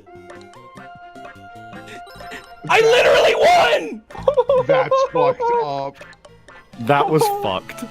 I don't know. I think it's crazy that after the final boss is defeated, they even restore the floor. Like, and he's deleting the floor as the fight goes on. Like, it's part of it. And I think the fact that that's there, I'm like, I hard disagree with that choice. I think they should have taken like an extra 20 minutes to turn off the flag that can delete the floor and scroll it. And I was pissed about that, and I still think it's and chat's so mean to me with games, and even they were like reasonable crash out. You know, like all the comments are like Lamau fair. And is Velgress really even close to the worst game in this collection? Not at all. Am I gonna hate it forever unfairly? Yes. That's my right. I should mention that I did not have this experience. So yeah. I got to that endpoint. I was very happy to have done so, and then the game ended very normally. And So I cannot relate on this particular thing, but I can at least bare minimum understand. One, I guess, mechanical thing to note, and other two general things packed into one. So there's also cash in this game. There's floating coins, there's treasure chests, and you can gain a lot of funds to get power-ups, and they feel pretty essential. Like, difficulty-wise, there's a large gap of getting a specific item and a not. Like, having the floor, like, disappear slightly slower is a huge boon. Yeah, I'm sure you could beat the game with no power-ups, but it would be really tough. Getting hit by an enemy just stuns you and sends you off in a semi-random direction, and there are recovery abilities. And the ability to recover from an enemy hitting you is huge. And there's also a double jump. If you can get the double jump, the game's over. Like, it becomes easy. So, I think this is the first occurrence in this game of a roguelike. Yeah. And the genres, the number of just different genres in this game is staggering. Like, it becomes very apparent that, like, you could probably just name a genre right now, and it's kind of in there. I think the only one off the top of my head they don't have is a rhythm game. Yeah, there is, like, timing aspects, but generally... There's timing mechanics, but there's no pure rhythm game anywhere in here. But there's a lot of other stuff. There's roguelikes, there's adventure, there's a fucking horror game, shockingly. Yeah. Point and click. Yeah, there's a bunch of point and click horror game. Open world. Beat 'em ups. There's an open world game, and I'm not joking, I think it's better than Skyrim is. And, like, even when they do repeat genres, they don't feel like each other at all. It's insane. No, I have very different opinions about the multiple strategy games in this game. We should mention this. Velgress introduces the first of the, one of the two most recurring characters in the UFO Soft catalog, which is Alpha, the space pirate. She never really does anything of note, but she is kind of a Samus Aran adjacent character. She shows up a lot in games I don't like very much. It's interesting, because I feel like out of all of the characters... Now, after playing UFO 50, I don't agree with this, but when you're an outsider first looking at UFO 50, she looks like the cover character. Yeah, you would think it would be Alpha, but no, it's definitely Pilot. Yeah. It's more of the game. He occurs. Yeah, speaking of, can we move on to Pilot's technical first appearance? Sure, yeah. Alright, so this next guy is Planet Zoldath.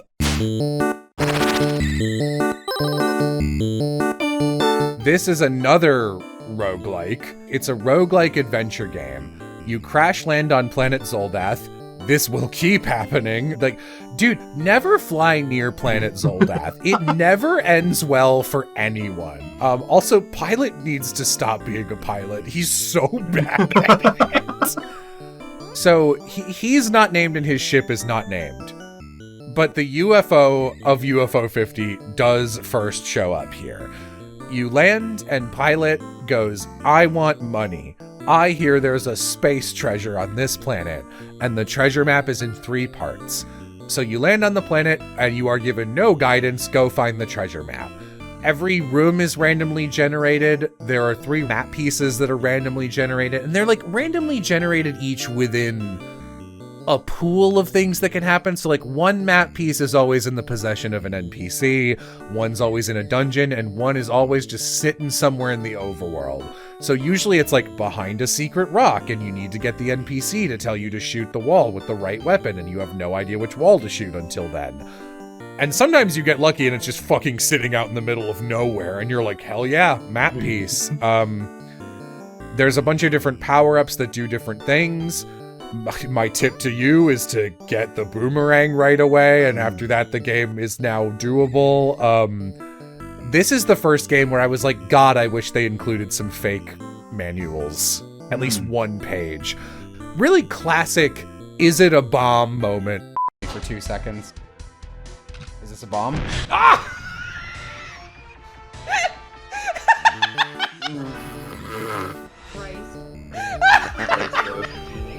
Uh-oh. There's items that clearly block ways, where it's like, oh, there's a snail blocking this thing that's clearly walk passable. Yeah. how do I do that? Oh, you have to use a meat generator to generate some meat on the ground. You mean the meat so the printer? snail.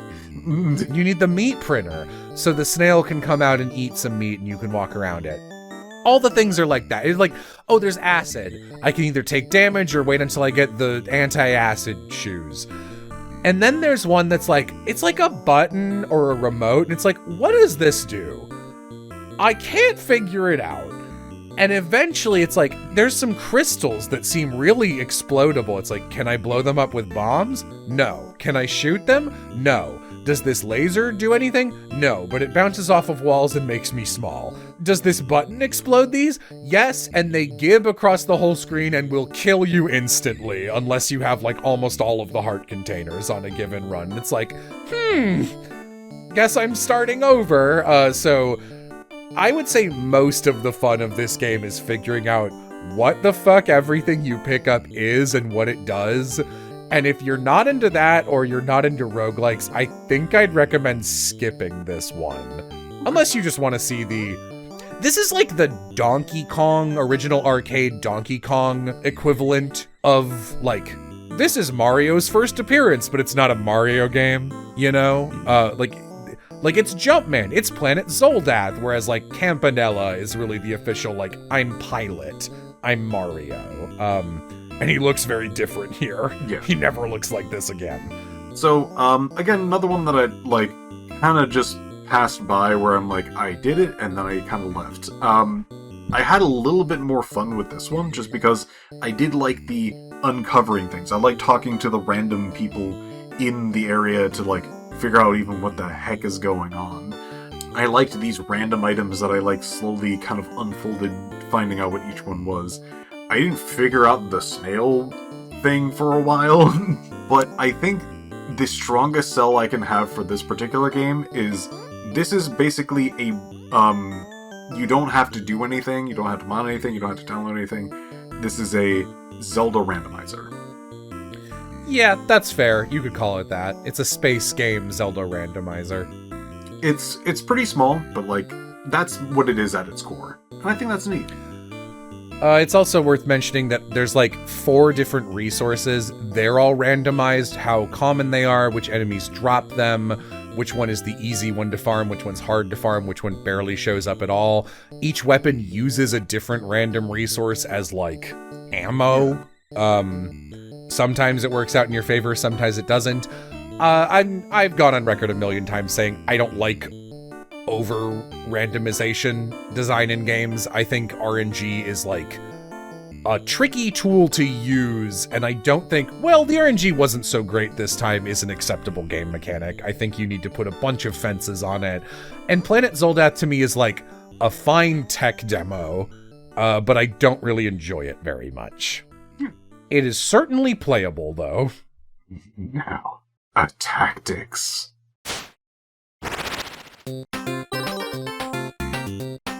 This game. I loved this game. Attactics is good. I like it.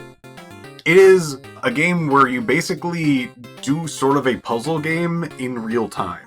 Like, things shuffle around, and you have to, like, take whatever time that you have to be like, alright, move this guy over here, move them back, move them forward, shuffle them this way, to then, like, mix and match against your opponent, to basically send enough of your units to the other side that you will win the map, and you have less HP than your opponent, like how many times they can like hit your wall and so on and so forth. So it is sort of a race, sort of a puzzle, sort of a battle, and you're usually on the back foot when it comes to units. But because you can choose positions and things like that if you're fast enough, you kind of have the advantage of all of these different units and having all their unique abilities work together. There's so many characters that it's hard to really just go down the list without just boring people, but let's just say, like, each character has their own attack and defense and their own mechanics, and any more than that and we're going to get too much in the weeds. Yeah, I'll just use this guy as an example because this is my own personal running joke, which is archers are always busted in UFO 50. You know, you move forward on a set timer, with your goal to hit the enemy's castle and deal some damage to it. Archers can just deal a lot of damage over a space, so they're not good at moving forward, and in fact, you pretty much never want them to be moving forward, but they shoot forward forever.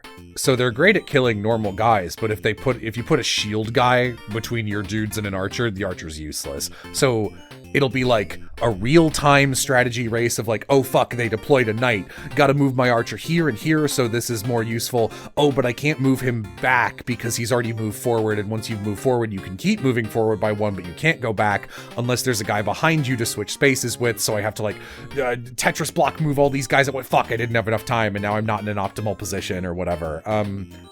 Attactics is good. Yeah, I don't have a ton to say on it. I like it a lot more than a lot of games. I will say Attactics is in my top 5. Ooh, okay.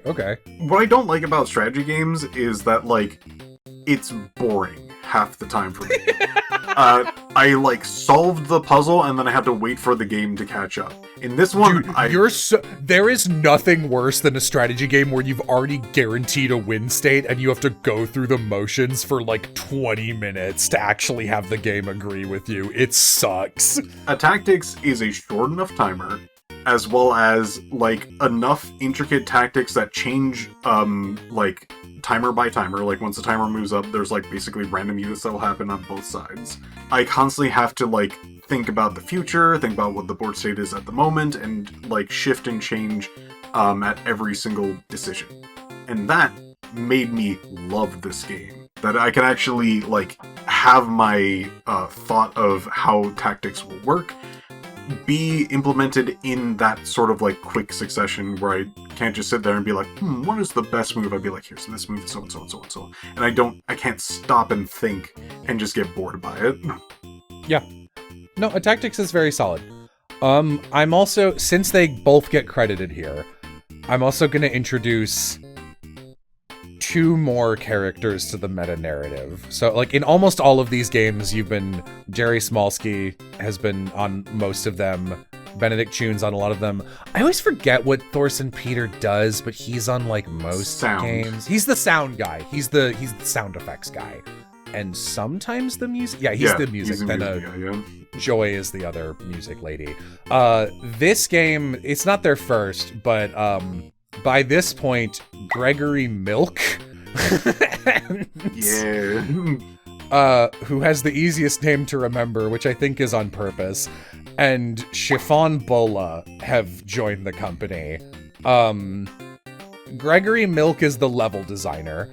He is level designer on like 40 out of 50 games in this collection. He's the level designer on almost all of them. And he is quietly in the background, but he's kind of the ARG bonus game's main character. So Greg Milk matters a lot. And then Chiffon Bola, who wears a couple hats. I'm bringing this up because like I have the wiki page of just all the credits open because it's easier that way. And they, at this point early on, they have some cute shit in there, like it'll be like sound, Thorsten Peter, testing, Gregory Milk, the versus champ, Chiffon the Bra, and like Chiffon Bola winning every game or whatever. Yeah. Little shit that's just like, that's right, it's this person. Or like Bushido Ball, which is also a PvP game, has like, congrats to this person who won our, like we displayed this in a bar and had a tournament to promote the game and they won. Like very cute little, like this is kind of like a fun little clubhouse where everyone is on good terms energy. Yeah. And that is here at this point in the series. A brief mention for codes again. So there is actually a code that happens really, really early in UFO 50. If you watch the opening screen, there is a code that flashes very quickly when looking down the, like, tree, I guess, that just says, slow down. And if you type that in, you get another type of Attactics, where it actually becomes turn-based. Oh yeah, we should mention this game has a terminal. I forgot to say that at the top. That's my bad. I didn't use it until the end, but many games, if you beat them at the end of the credits, will have It's 4 characters dash 4 characters. So a lot of games have like fun little cheat modes you can enter manually into the terminal, and it will launch a certain game under specific settings. So like, I don't think this is the name of it, but like Grimstone, which is the RPG, has one that's like only dogs or something, and there's a dog party member, and it loads up the game and it's like all your party members are dogs and they all function the same way. Almost every game has at least one, and you know, you input them and it's like, hey, you can play the game as much as you want, but it won't save anymore. So golden cherry achievements are usually disabled, often for obvious reasons, because like a lot of them will be like, play with all the power-ups from the start or whatever. So the terminal exists. It's important to note. Yeah. I'm noting this mainly because it becomes a completely different game turn-based. Like, it has a completely different feel, has different, like, stakes, like, it becomes more point-based and survival more than, like, you trying to, like, just beat your opponent. And interestingly enough, it has a, like, Tetris-like, color change to it, and at some point the background just disappears. Oh, funny. And I haven't really gotten that much farther in it, but, like, there is more game than just the base games. The codes themselves can basically just have more content in the game that I haven't really even explored that thoroughly. And I can't fucking believe this game is $25. And there's also, this probably has already happened, we haven't noted, there's probably ones that have, like, legitimate verses against other players. And then there's, like, co-op that will happen. And that will not only change the experience, but sometimes completely different, like, game feel. Like, I'll have unique maps and things like that. I'm a little pissed off I didn't start playing this before we met in person, so we could have at least played 1 or 2 games together. Yeah. Because the Steam thing Mooncat does not work. That would not have been my pick, to be honest. Oh, come on. Mooncat. Anyway, can I move on to Devilition? Oh, yeah, go for it. Devilition is another puzzle game. The idea is that there's devils invading a sort of Puritan, like, pilgrim village town, Salem witch trial eras. So a bunch of devils spawn on a grid every turn, and you are an alchemist who uses bombs, and your bombs are all ridiculous. So there's like a frog, and this frog explodes 2 spaces away in all directions. And there's a snake, and the snake explodes on one side and the opposite side orthogonally. And then there's like a guy that's all 4 orthogonal sides. There's a guy that's all diagonal sides. You have 3 random bombs at any time from a pool. And your goal is to, with only 1 match to start the chain, blow up every enemy. So it's about creating a Rube Goldberg chain of bombs, ideally with as few bombs as possible, killing as many devils as possible. It's a puzzle game again. To me, Devilition is... I played this one a lot.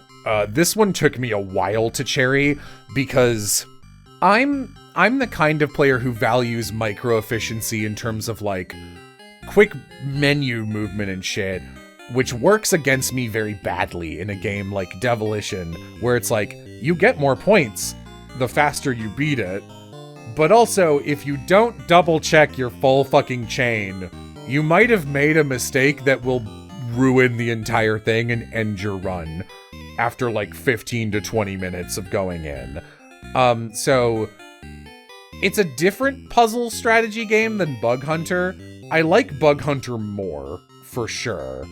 But I played Devilition. I think Devilition is like my 3rd most played game, just because I'm clearly kind of bad at it. It's not bad. It's fun. It's a little thinky.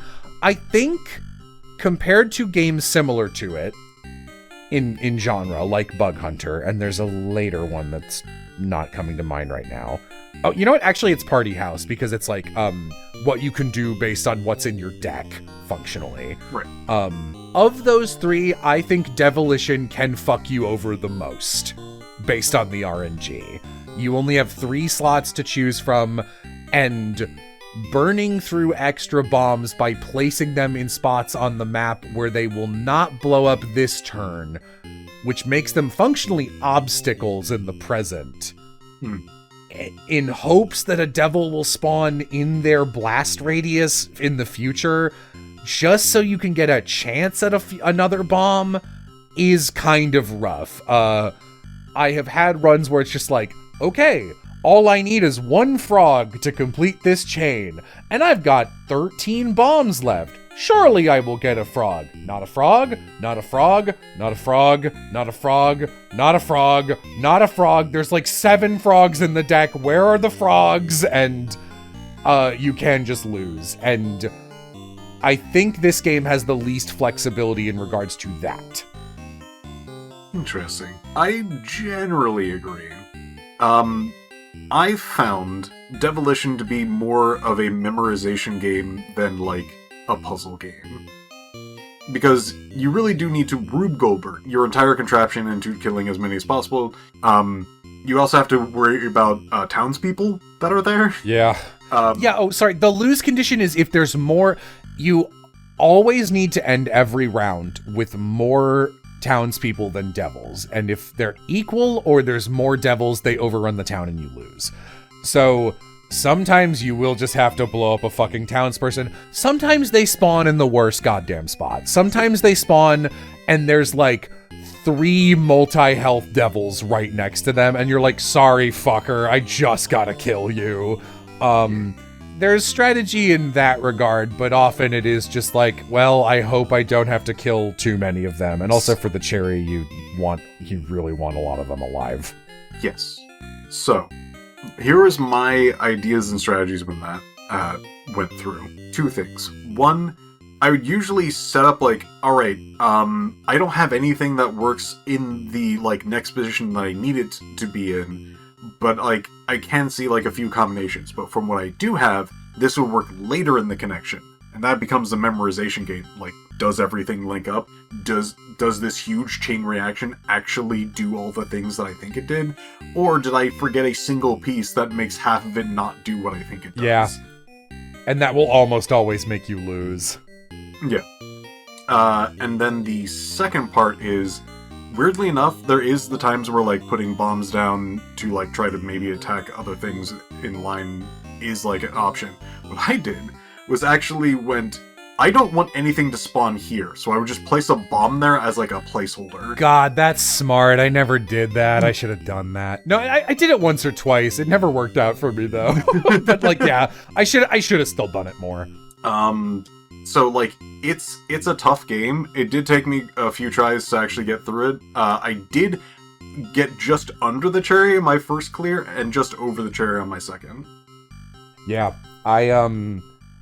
I was really close on my first victory, and then I didn't win at all, period, because I keep restarting on any run that it looks like it's not going to work out for me to, heavy quotes, save time, because that's how my brain works, and then many times I won, like, 3 points under the cherry. It was very frustrating. It is definitely, like, a very, like, think-heavy game.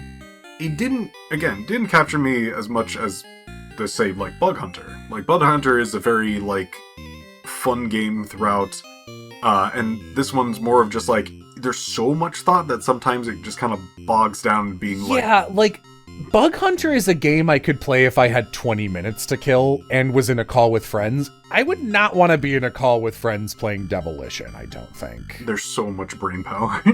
And Devilition is like, I have an hour and a half before my appointment. I wouldn't want to play it on... What a terrible stream game Devilition would be. Yeah, that's about all I have to say on that one. Hit Club.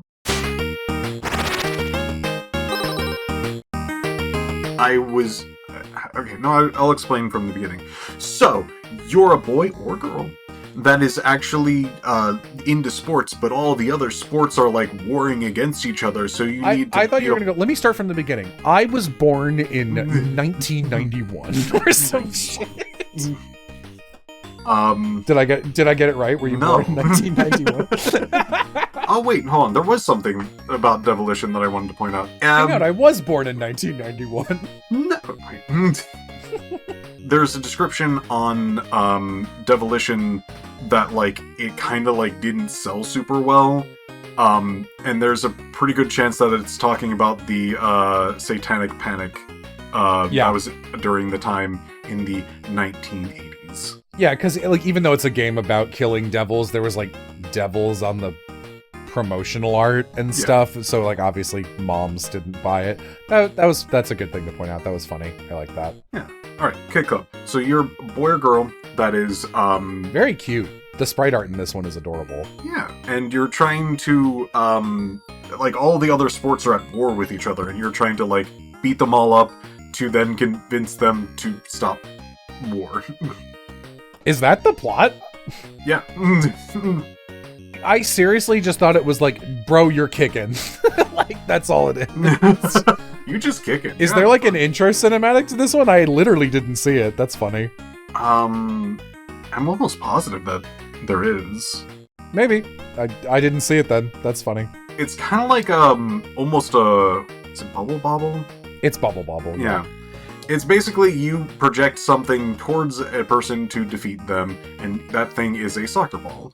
And you try to avoid getting hit by the opponent's body or whatever they're shooting, and that's the entirety of the game. It is tough. But I don't think it is impossibly tough. And there are a lot of things to talk about, from like how scoring works, like how long the ball can be away from your player before that like score multiplier goes away, and how many points you get gives you extra lives, things like that.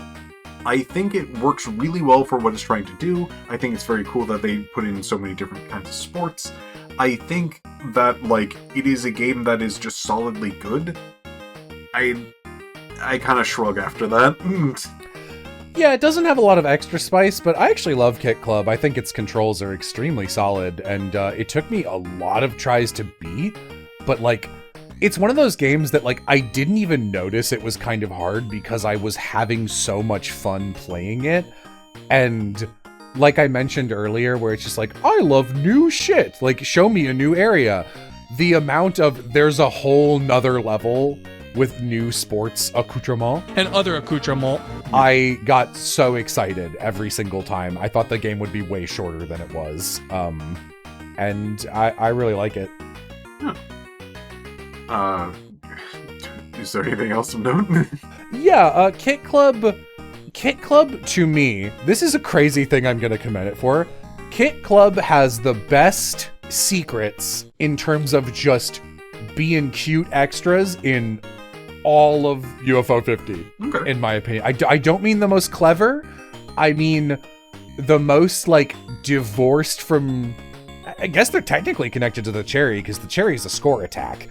But with Kit Club, and this is a very prevalent thing in UFO 50, especially in this bar of UFO 50 games, the second row with Campanella and Warptank, and Mooncat.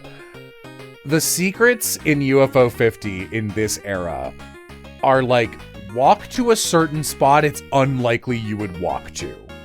And in other games, it'll be important. Like Mooncat will be like, you open up a warp portal, or Campanella, you get a coffee cup, and this is required for like the true ending or whatever. And Warptank, you get a coffee cup. Kit Club has a lot of cute extra. You walk by this little spot, or you kick the ball past it, and it's kind of an unusual spot on each stage, and it just gives you some extra points. You do not need them, but they can be helpful, and if you find them, it's like, oh, a cute little extra. That will help me beat the game, because it gives me extra lives. I think it is the nicest, and also this is, all of the extras are... The normal points in this game are like fast food. So it's like, here's like, I think a hamburger is a big one. It'll be like fry, pizza, hamburger, or something like that. And all of the bonus secret items are candy, where I think the biggest one is a slice of cake. I think there's a like a sundae or a parfait? Like it's a big Yeah. ice cream thing or something? Yeah, like an ice cream sundae or something. And I really like that. Kit Club is one of the only games where I was like, I feel like a kid finding secrets, and I feel like I'm getting benefits from finding the secrets. I'm exclusively feeling good about them. Where in other games, I think the secrets are sort of weaponized thanks to the cherry system, where it's less, ooh, this is a fun thing you could tell your friend who also has this cartridge on their LX2. Like, have you found this secret? You can talk about it on the playground. It's more, well, you need to find that secret or you don't win. And that bugs me personally. So that is kind of Kit Club's unique little thing, as far as it being in UFO 50 goes for me. Okay.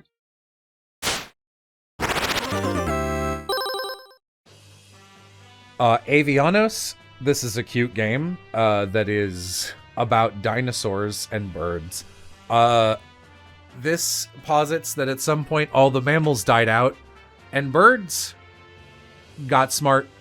So this is a game about war, and the birds are at war, and they pray to their dinosaur ancestors, one of 6, I think, to get powers every turn. And you move across an overworld map, you control things, so like a mountain might give you more of one type of resource. There's like bone fields.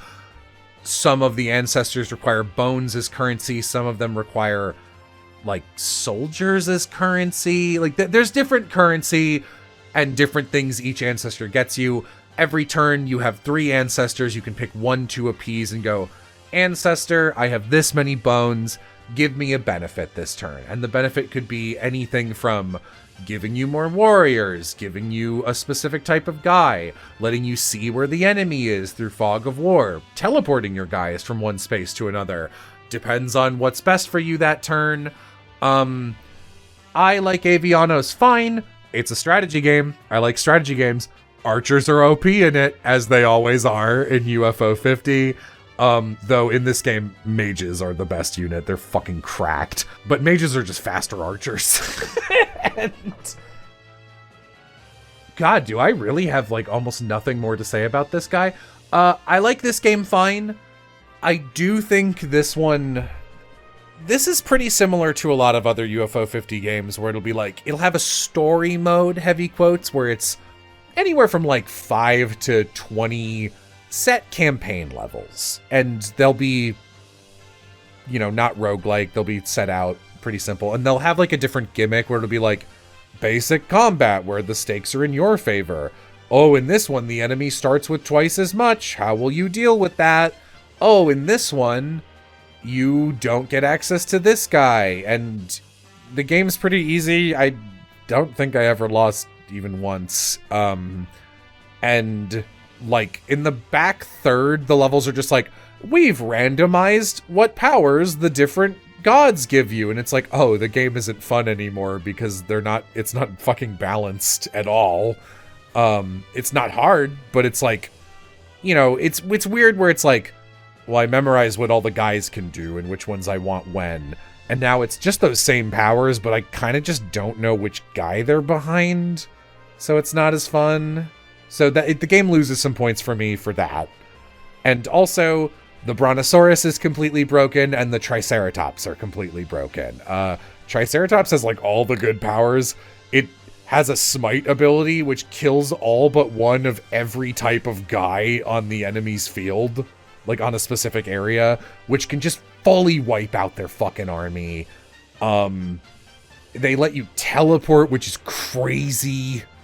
It's like a capture the flags type game. You want to capture 3 castles? 4, I think. There's like 6 or 8 castles on each map. You want to control 4 of them. After a turn where you've controlled 4 of them, you win. And you generate little guys of different types. Different little guys are good on other little guys. So like archers are great against normal units. They're kind of bad against knights because knights have shields. Same rules as usual across most UFO 50 games. There's some flying units that normal units can't hit at all, but they're really expensive. And you will send your guys to a square on the overworld and it zooms in and their whole army kind of has like the AI takes over and they fight. And that's how it works. It's a perfectly fine little strategy game. It's very simple, but the Brontosaurus is so funny. I only discovered this at the end because I was about to close the game forever, and I went, hey, wait a minute. If I do this specific loop with one type of currency, the Brontosaurus has an ability that's like, upgrade anything from any god. Yeah. And it's like, if I do that, can I just loop this back in a specific way where I can just get an infinite amount of this resource back and every other turn use the Brontosaurus to keep doing this? Yeah. Yes, you can. I guess that's why he's on the disc. But I do think the game has some fucking dominant strategies that make it, I wouldn't say boring, but I sure didn't feel a reason to not do them every single time. I feel generally the exact same way. Once you find a strategy, it is the king strategy. Units are definitely rock, paper, scissors, but there are definitely stronger rocks than others. I do enjoy the, encounters about being offensive or defensive. Having, characters being, having their back turned for, a few seconds and then being able to engage. you can have boosts like, oh, this is a sneak attack, because, so, the AI doesn't even start detecting you and moving its guys until you first engage, which can be, hugely advantageous, depending, there's not nothing. It's, if a game like this came out in the 80s, it would be insanely technologically impressive. Yes. But, yeah. There's also environments where, depending on what randomization of the particular field that you're in can change the tide of fights in some cases. There were times where I would just have a larger, better armory than the opponent, and just because of, who attacked what first, they beat me.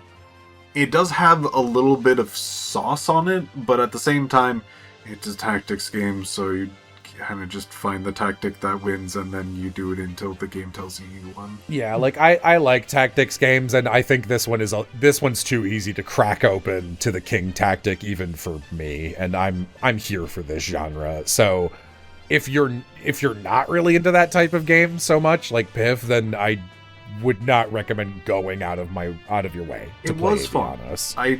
It's fine. Yeah, it's fine. It also stayed around enough, even per game and the overall arcing thing, that I just didn't get to a point where I'm I just waiting for this game to end. It had a proper, it's not long. That's one of the best things about the first third of the UFO titles is they are short. So even if you're not into it, except Block Koala, we'll get to Block Koala. That's about all I have to say for Avianos. Yes, Mooncat's next. I did purposefully go, well, if we do it in this order, Piph gets to take the lead on Barbuta and Mooncat. Mooncat. Okay, so Mooncat, you're probably thinking all right, Moon, all right, Cat, and you're I have to tell you, you're wrong on both cases. You don't know shit about Mooncat. The funniest thing you can do of UFO 50 is open up Mooncat, hand someone the controller, and go, figure it out. So, Joe was ever so slightly misleading. They do tell you a little bit. When you open a game, they can actually tell you the controls for the game. And when you open up Mooncat's controls, it just says up, down, left, right, AX equals move. And that's it. And you're like, the hell does that mean? So, in UFO 50, there are a number of buttons. In the actual games themselves, it is supposed to be a D-pad, so up, down, left, right, and 2 buttons. I think it's A and X. Every single game that we've talked about is controlled with that control scheme. So, I love doing this. I'm how do you move left and right? And one of my favorite things is asking somebody going how do you move left? They're hit the left button. I'm correct. How do you move right? Hit the right button? No, you're moving left. And eventually, they would go there's only so many buttons on there. I can just guess these things. It's one of the face buttons. Yeah, A moves you right. So does B and X and Y if you're using a Xbox controller. So everything on your right side moves you right, everything on the left side moves left. There's also running, jumping, stomping, and directional jumping and moving and stomping. And I just told you all of the buttons. How do you do all of that? So, it's actually, depending on the combination of what you've pressed first and second, that you actually can jump. So if you're wanting to jump right, you hold down one of the right buttons, and then hit one of the left buttons. If you want to jump left, you hold down one of the left buttons, and then hit the right button. If you want to slam, you hit the buttons... Isn't it... I think it's both sorry. at the same time. Isn't it to jump, you do both of them at the same time, and then slam is the same thing in midair? Yes. But after a slam, when you hit like a boingy mushroom or an enemy, which you can bounce off of, whichever one you release, like since you have to press both, it's which one you are still holding after the slam, which determines the direction you fling away from the thing you slam at. Yes. There's also, I believe, a run, which is double There's a tap in dash. the direction. I think there's a slide? Yeah, there is a slide, because you go into, like, small tunnel things. And to be perfectly frank, I can't remember how to do that. Yeah. The wild thing about Mooncat is that, like, its controls feel so good once you get it. Like, movement is really smooth and really flowy, but it's the most... your muscle memory is taking over entirely game. Like, it's if you hand the controller to someone, they're like, how do I do? And you're just like, I don't know. Like, So you gotta just feel it. very, very, very true. So how the story? This is the spiritual successor to Barbuta, right? True. It's the spiritual successor of Barbuta. It took him a very long time to get to this particular point. You play as the titular character Mooncat, which is a bean creature, like a liver with two legs or with some shit. Some like green hair legs. I don't know. And you have a glowing light behind you that follows you around. Figure out the controls to move forward until you basically fall into a pit where a screen happens where you are a space fetus moon baby and then opens up again as a different colored version of what you were. There's no light following you, and the area that you're in is now disheveled in comparison to what you just played previously in the same area. And then the game continues just normally. And then the game ends after all the platforming, pretty much, right? Like, there's not really anything in the middle. There's a lot of things happening. There's skeletons that are in the caves. There's flowers that hint you towards secrets. There's portals and different things that are sort of, like, attacking you. And then, like, once you hit the end, eggs again. Eggs. And these eggs are much weirder. Eggs. You say eggs. You get to the end, and it's like, you have found the egg. And it cracks open, and it's like, gross goo, and it's like, inside the egg is nothing. Perhaps there are more? And then it boots you out to the main screen. And then it's like, you did it.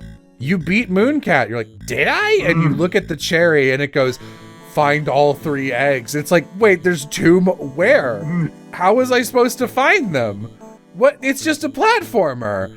And you must begin the secret hunt for Mooncat warp portals. And then fight the other ridiculous bosses that exist in that. I love the boss fights in that game, honestly. The one that's like in the base game, I think, is significantly the hardest, actually, of That's all 3 pretty tough, of them. yeah. And then you open those eggs, and one's like, hey, here's a mantis that is a sage. This I named don't even sage. remember what. I don't remember what's in the 3rd egg. A It's sword? I think it's a sword and a helmet or something like that. Or a shield. And you're like, is this Barbuta? And it goes, the end. You're like, wait. And you're gonna have to figure all that shit out for yourself. But, fun little fact for Jello, Hey, at the beginning of Mooncat, in the ground, there's a very particular sprite that exists there. They're capsules in the ground. Oh, weird. In Weird considering. Mooncat, Yeah, weird considering when this game is made in the UFO chronology. extremely weird. Anyway. Yeah, Mooncat, it's funny because, like, as a platformer, I actually kind of love Mooncat. But as a secret finding game, I hate Mooncat because, the game does have flowers to indicate there's a secret somewhere on this screen. Which is nice, but, like, until you find, like, 3 secrets and then notice the flowers, you're not going to figure that out on your own unless you look it up. Sure.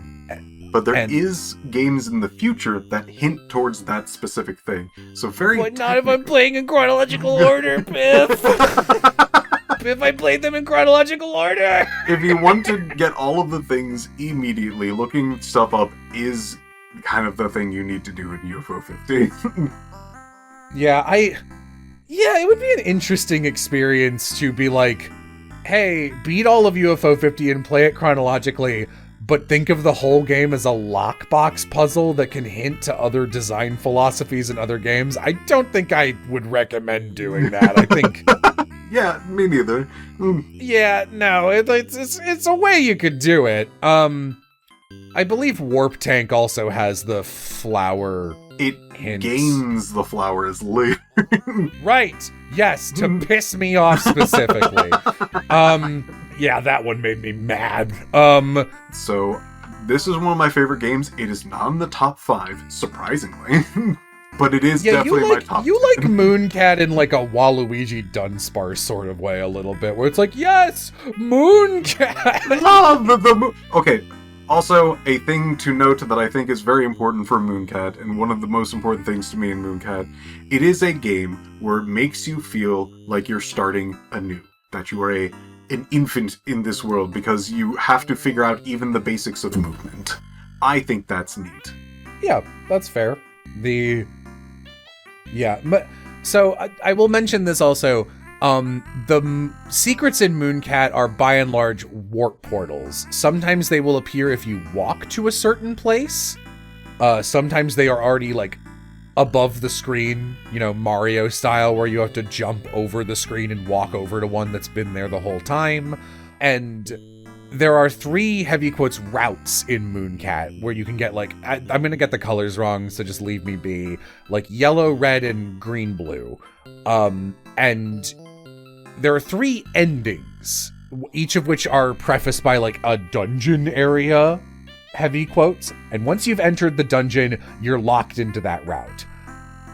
I would like Mooncat more if there were less portals that led back to the same fucking routes, because there's like 30 portals that loop back to just specifically the route you play if you don't find any portals. And then there's like 10 portals that can lead to the second route, and then there's like 2 that lead to the third. And a game of Mooncat is kind of long. Like, playing through Mooncat, even if you're really good at the controls, I would say it's like a 15 to 20 minute run, if you're nailing it. And I think it's a little shitty to ask a player who doesn't know where any portal could be, even if you play it in the game's way and map out like all of them, you're gonna be replaying the same shit a lot. And I think I really did, I went into this game and I was like, I'm gonna try and figure this one out. And I did for a while, and I went, this is gonna make me so angry. I'm finding new war portals every single time, and it's leading me back to like the same shit. And it's not making me feel like I'm advancing or finding secrets. I'm not feeling clever. I'm feeling like I'm getting duped and tricked by Thorson Peters' crazy secret hiding philosophy. So I just looked it up and I was like, thank God I didn't even drill into the tip of the iceberg of how much this could waste my time. And I hate that because I quite like Mooncat for its actual gameplay. And It's also just so funny that it's Mooncat, and it's so fucking weird, and I wish its secrets were a little less anti-player. That's fair. That is a lot of his games is very anti-player. Yeah, Thorson Peter kind of likes fucking with you, and I know there's some players who enjoyed the game where they are being fucked with. I am not one of them. But if you are, then please play Mooncat blind. I just adore this game for what it is, which is just being a little weirdo. Next one is Bushido Ball. Bushido Ball is really cool. It's just a little sport game. You're a samurai or ninja or some such Edo Japan flavored medieval guy. You can pick one of 6 characters, all of whom have very good sprite. Again, this is a very Benedict Chuni game. Benedict Chun's games always look really good. Like Kit Club was also him. He's got a really specific art style in all the games they assign to him. And then you play against arcade mode against all 5 other characters. You get an infinite number of continues. It gets harder every time. And each character has a special ability. So like the first character is brick shit simple to the point of, in my opinion, being fucking boring, and I wouldn't recommend playing him. He's got like a power swing that makes the ball harder to hit. And every character has like basically a weapon they can throw for half a bar, and then a power swing for a full bar. And your bar goes up the more you hit the ball. And you can store up to 3, which is 6 weapons or 3 power swings. And everyone's is a little different. And his weapons are kunai. So you can sometimes cheese a point, like if you throw a kunai that bounces against the ball 1 frame after the opponent hits it, so they can't hit it again fast enough. But it's pretty hard to do, and the AI will usually just hit it back at you and stun you with it. So I don't like it. But Bushido Ball is really good. It's not all the characters are as good as each other. Both of the pink girl and the yellow girl are really, really good. The blue guy is good.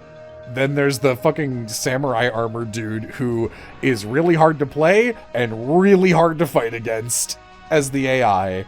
You do not want Yamada to land on the end of your run, is what I will say. And, yeah, but, all the characters have, like, a different ending slide. And they've got, like, lore, and I went out of my way to find all of them, like, on stream, actually. I was just like, Bushido Ball is a good, like, I'm sick of whatever I started this stream playing. I'm gonna play some Bushido Ball. It's fun. I bet it would be a really fun PvP game if I had Piph here in person and Steam Remote Play fucking worked. But, yeah, I just like it. Yo, I hate Bushido Ball. Yeah, let's go! So, I'm not quite sure if this is true, but from my memories telling me, I think the AI got changed in Bushido Ball after I finished UFO 50. That's super possible. There's a lot of games that I found, like Grimstone, which is the game I've spent the most time in, besides Party House. I looked up a bunch of stuff after I beat it, just to see how it ticked, and like a ton of shit got changed in balance patches. And so all the guides were written when the game came out, and it's like, you don't even have to worry about this because it's not programmed right. And I'm playing the game getting my ass kicked and going, what do you mean? What do you mean? So Bushido Ball could totally be like that. So my experience is every single fucking AI person that I fight is perfect in every single fucking way, where I can hit something frame perfect and they will hit it frame perfect back. You know how you can be like at the line and like basically like frame instant, like, oh, it's just in my range, I'll slap it. The AI will do that exactly back 10 fucking times in the row, just going like, there's no way I am reacting this well, this quickly, and with this much precision, and the AI is just like, yeah, I can do that too, easy. And I will also use like power things like to the corner of the map, and they'll just be like, yeah, I can roll and hit that easy. And like nothing gets past them, and I'm going like, did you program this wrong? Why is everything that I'm doing not work? And it's because you're supposed to, at least at the time that I was playing, supposed to lob over their head because they do push forward and they have a horrible time going back. That's one way to do it. What I did, because I was super frustrated with the game, and every single time that I tried to do fucking anything, nothing worked, I was just like, you know what? I'll basically cheat. In the options, there is a thing that says, hey, there are rules that if you, like, break them, you'll get a penalty. And that's, like, hitting your opponent with your, like, melee weapon, having a ball stall out on your side. The person on the side will, like, basically throw the ball to the first person who's supposed to, like, hit the ball, and that's how the game starts. But another person could run up and slap it. You can dive forward and hit it, Yeah. All of those will give you penalties. You can turn off penalties. So what I would do is basically run up, slap their ball. That works? Yes. That's crazy. And I would start just stun locking the opponent by hitting them with my much larger than their weapon. Yeah, that's, that's funny. I'm sorry you had that experience, because I can totally believe, because the AI, this is maybe the only game as of when I played it where I really do think the difficulty scales linearly from every level. And so it's random-ish who you fight. I suspect that each character has two characters. Like, so the first person they fight and the second person they fight, it's usually like one of those two, but it switches around. Like this is boring. It doesn't matter. I think there's pools, and I think it's very likely you'll fight someone at the end of it. Like, everyone has their programmed villain, like how if it was like you're picking Mario, you're probably going to end up fighting Bowser or Donkey Kong at the end. But there's also like a 5% chance it could just be Yoshi if you keep reloading it.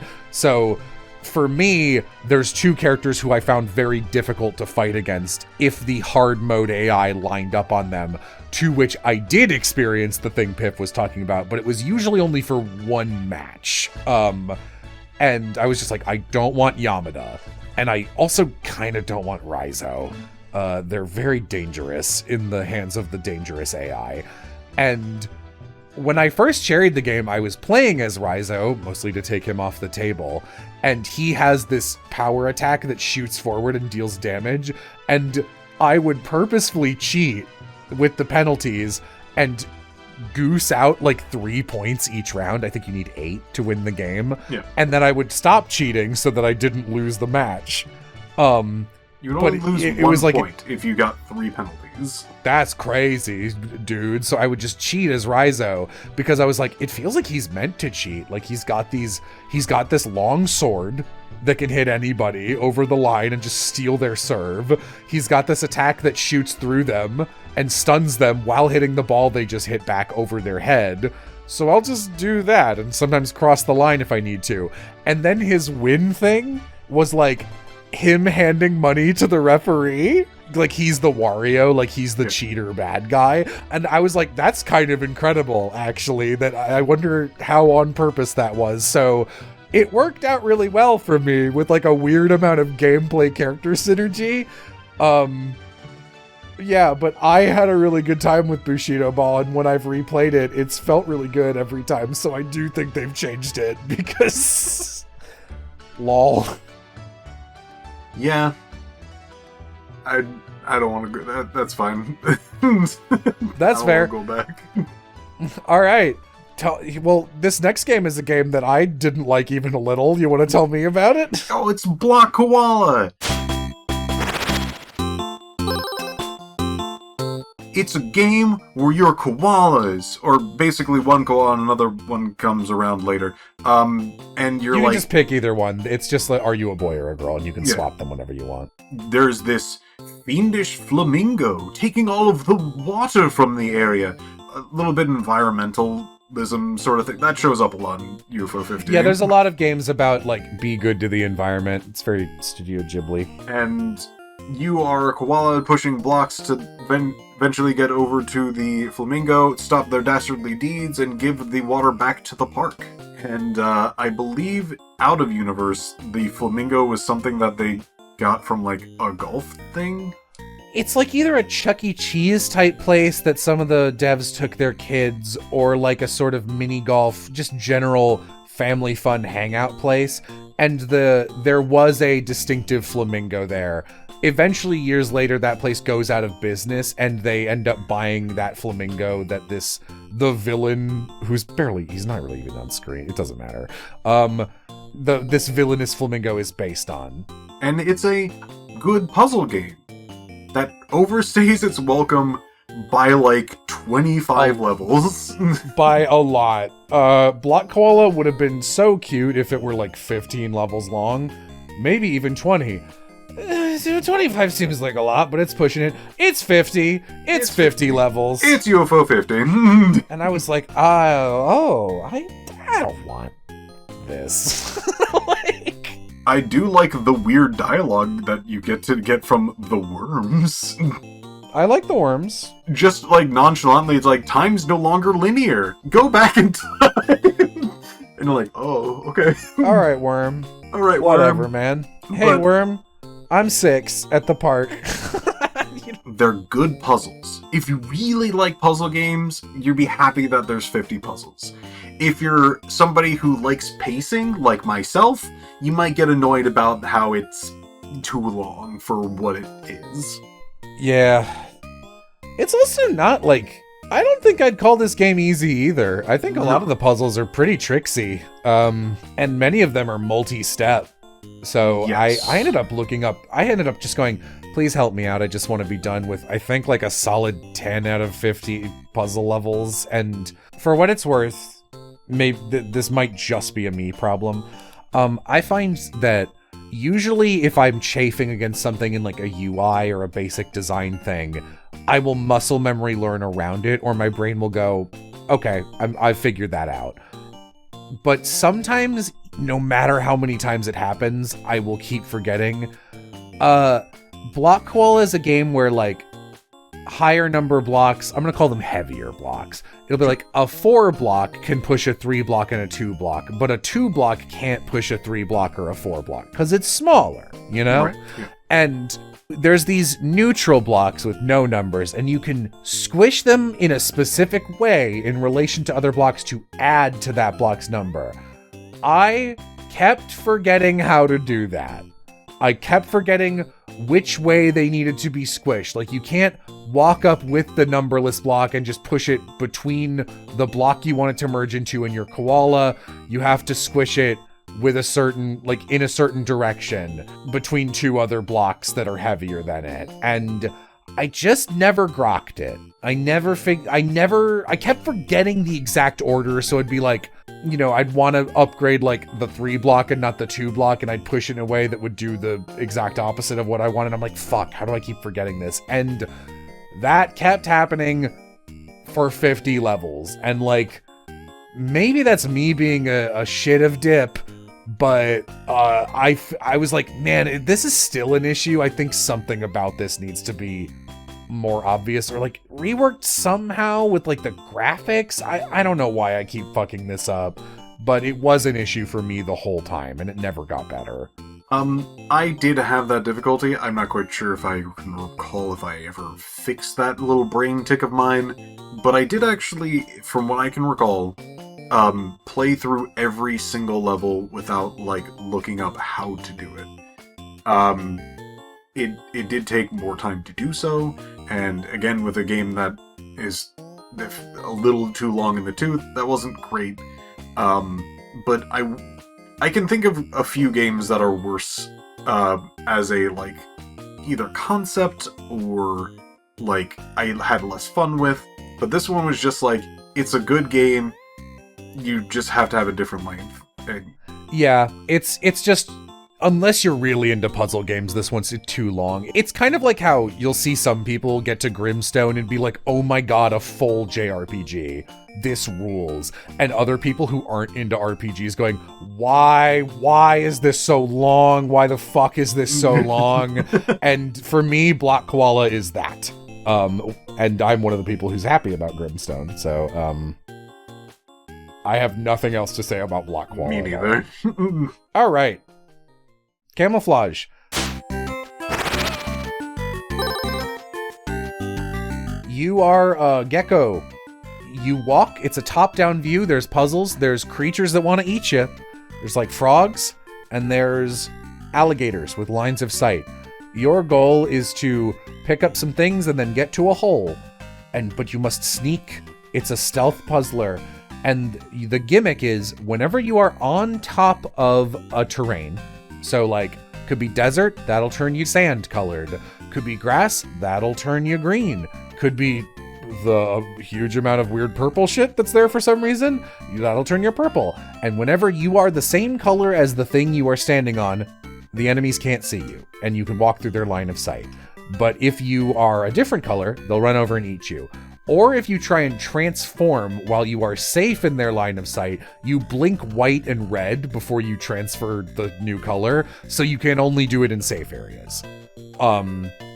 It's a pretty clever little puzzle game. It only has 12 levels, I think. I think it's neater than Block Koala. It's also just a puzzle game, but I liked it more. And it's based on a unpublished children's book that Jerry Smolsky's fictional mother made, and I think that's cute. So he made it for her, basically. I like this one fine. I'm gonna slightly correct the last thing you said. Did I like this one fine? Yeah, I hate this one. You got me. You did. You know, Fuck, dude, this one sucks, and I forgot. So, how do I put this? This is a very interesting one because it's based off of Smolsky's mother that actually had unfinished paperwork, and Smolsky then basically made this game. I'm gonna go deep lore again, so bear with me. That is this like concept that February 29th, don't do things. This person's death seems to be, if timeline lines up, on a leap year. I will take off my tinfoil hat. Sorry, are you saying that Smolsky's mother died on a leap year, or... Yes. Okay, that's all you needed to say. Yeah, the leap years end up being important in the meta. So, this was actually the first game I truly, sat down and tried to play through. The first game of my journey of UFO 50. And this was, I think, one of the, if not the best game to start out with.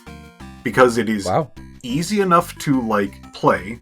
It is short enough that it gets you can dip your toes into it and just be like, oh, this is, a pretty, well put together game. Maybe I'll expect, similar, interesting puzzles, and this is the easiest one I can hand to any newcomer for almost any skill level to UFO 50 and be like, try this out first. I think I got very lucky with this one. Sure, yeah, it's not a bad one to start on. Yeah. I don't think it is the best of the game series by a large shot, but No, definitely not. It does what it does well. Yeah, it's a good game. It's just not very complicated. I don't have much to say about it. Yeah. Similarly, I think playing it is a lot more enjoyable than talking about it. Yeah, it's a puzzle game. There's just and stealth. I love stealth. Oh my god, Piph, what's that in the sky? Oh, is that? I don't know because it's unidentified. And it's flying. What is that? Some kind of object? It's a tiny bell. Anyway. Wow, why would you call it that? Welcome to Game 17, Campanella, I would say as you mentioned before, Mario of UFO 50. Dude, it's the UFO from 50. That's true. And you're a little UFO flying around in a really obscure area where fucking anything can happen. There's shapes, there's themes. It's just like a arcadey little, I don't know, what would you call this? Like a platformer? It's like, a UFO navigates basically pinball mazes, functionally. Like shit you would see on a pinball cabinet. And the entire thing is you have a set amount of fuel, get to the end in the certain amount of fuel that you have, or you'll crash and lose one of your lives. And there's points that you can get to gain more lives. And also in places that you will probably not initially want to go to is usually hidden coffees. And sometimes portals. Oh yeah, there are portals in this game, though you wouldn't really want to take them usually. I guess if you're just going for the gold. Sure. I mean, fuck, what do you even say? Is So- there more? Yes, there's weirdly more. Okay, so this is where the game's themes start kind of repeating after this point. There's some weird fixation about halfway through the game about like weird like haunted places or like death motifs or something like that. Like, Oh boy, you are gonna get really way more tinfoil hat about UFO 50 than I am, aren't you? exact yes. All right. You know what's so funny is I bet the invisible listeners are gonna love it, and I'm gonna be sitting here like Scrooge, going like, whatever, Occam's razor. I'll be shaving myself with that. Thank you very much. Go ahead.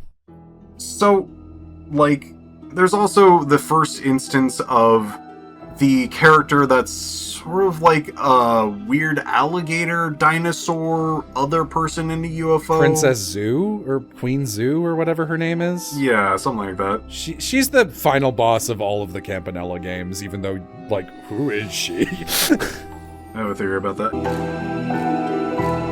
Anyway, there is, I'm sure, a lot going on behind the scenes and all the thematic things, but honestly, a little too tinfoily for me at the moment. It's a pretty fun game. I like the controls of the UFO because the controls are basically left to right and thruster.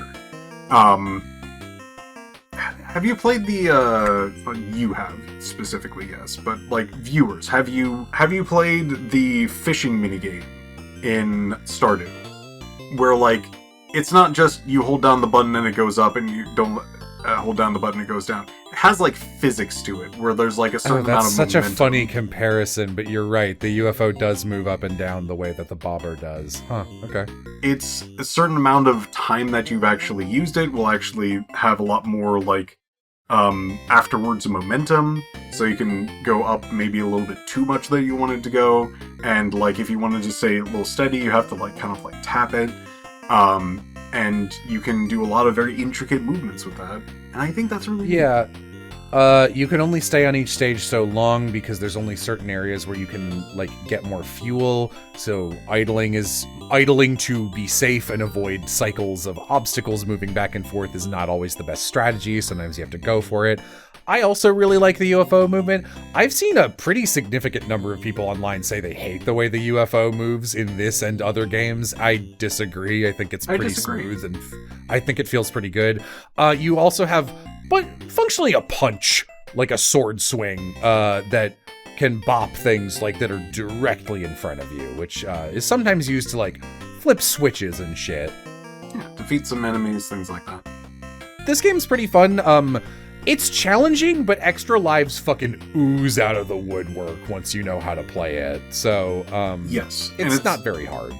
If you're having difficulty with this, there's a game very soon after this that'll get you maybe a little bit more in tune with its movement. Let's talk about Big Bell Race now, because I want to say a lot about Golfaria, and I bet you want to say a lot about Warptank. Sure.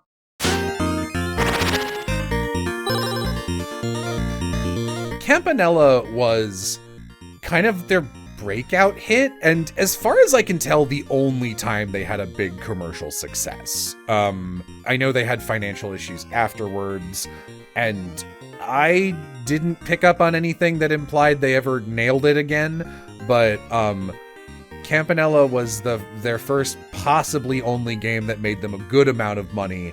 So in the history tab, the Big Bell Race, which is like Kirby Top Ride, it's just a very simple lap-based racing game that is functionally, what if there were like 6 UFOs and you controlled one of them and you had to race? And it's the easiest game in the collection. You can cherry this on your first try pretty easily. And Okay. and it's like, this is the hardest game in the whole thing. I don't know what you're talking about. But it's just a couple races. You pick a guy. It's basically just what color do you want your UFO to be. You zoop.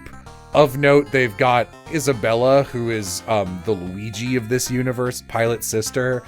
She's the protagonist of some later games. I fucking love Isabella. I think Isabella is so cool and has such a cute little design.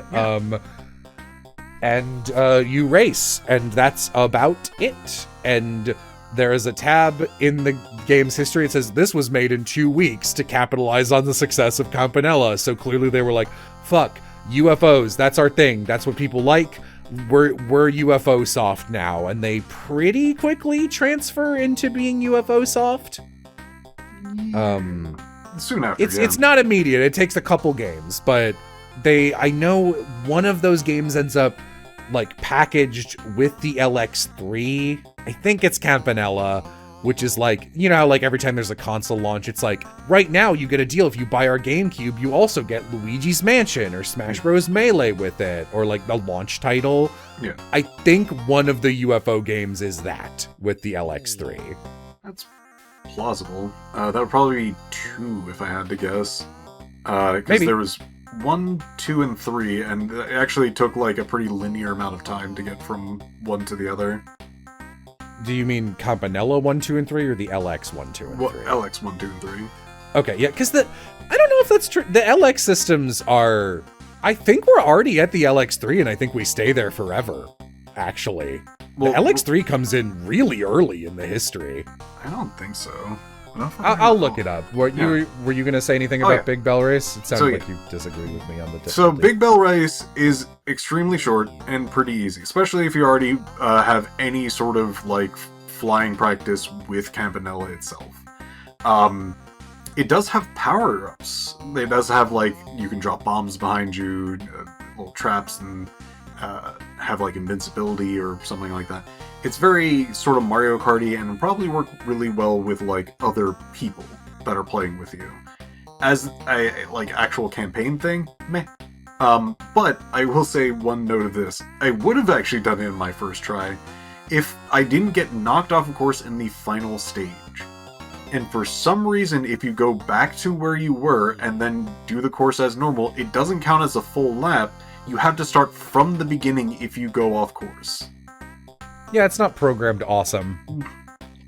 That was a lesson too late where I hit second place and I'm just like, I can't believe that shit. Yeah. Hey, that's fair. I have a vendetta against Velgress for shit like that, so it sticks in your head. I immediately cherried it like right afterwards. It wasn't really big a deal. Yeah. But it was funny that like I got immediately like, because the last one, every single one of these is basically like a relatively just like normal circle. The last one is this kind of looping in on itself area. Okay, here's what this says. Campanella, surprise success that inspired our rebrand to UFO Soft. It was later packaged with the LX3. So it was made for the LX2, and then it became a buy-in with the LX3 because it's their main game. It's their brand. So that makes sense. Should I just take... No, you wanted golf.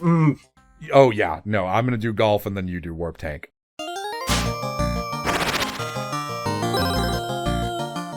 Golfaria is such a strange little game. So Golfaria is a big adventure game. I would clock it kind of close to a Zelda, to be honest. It's like a Zelda game. You are a golf ball in a mini golf world, and your main stat is your strokes. You have only so many strokes from a checkpoint, a flag, before you are teleported back to that flag because you died, essentially.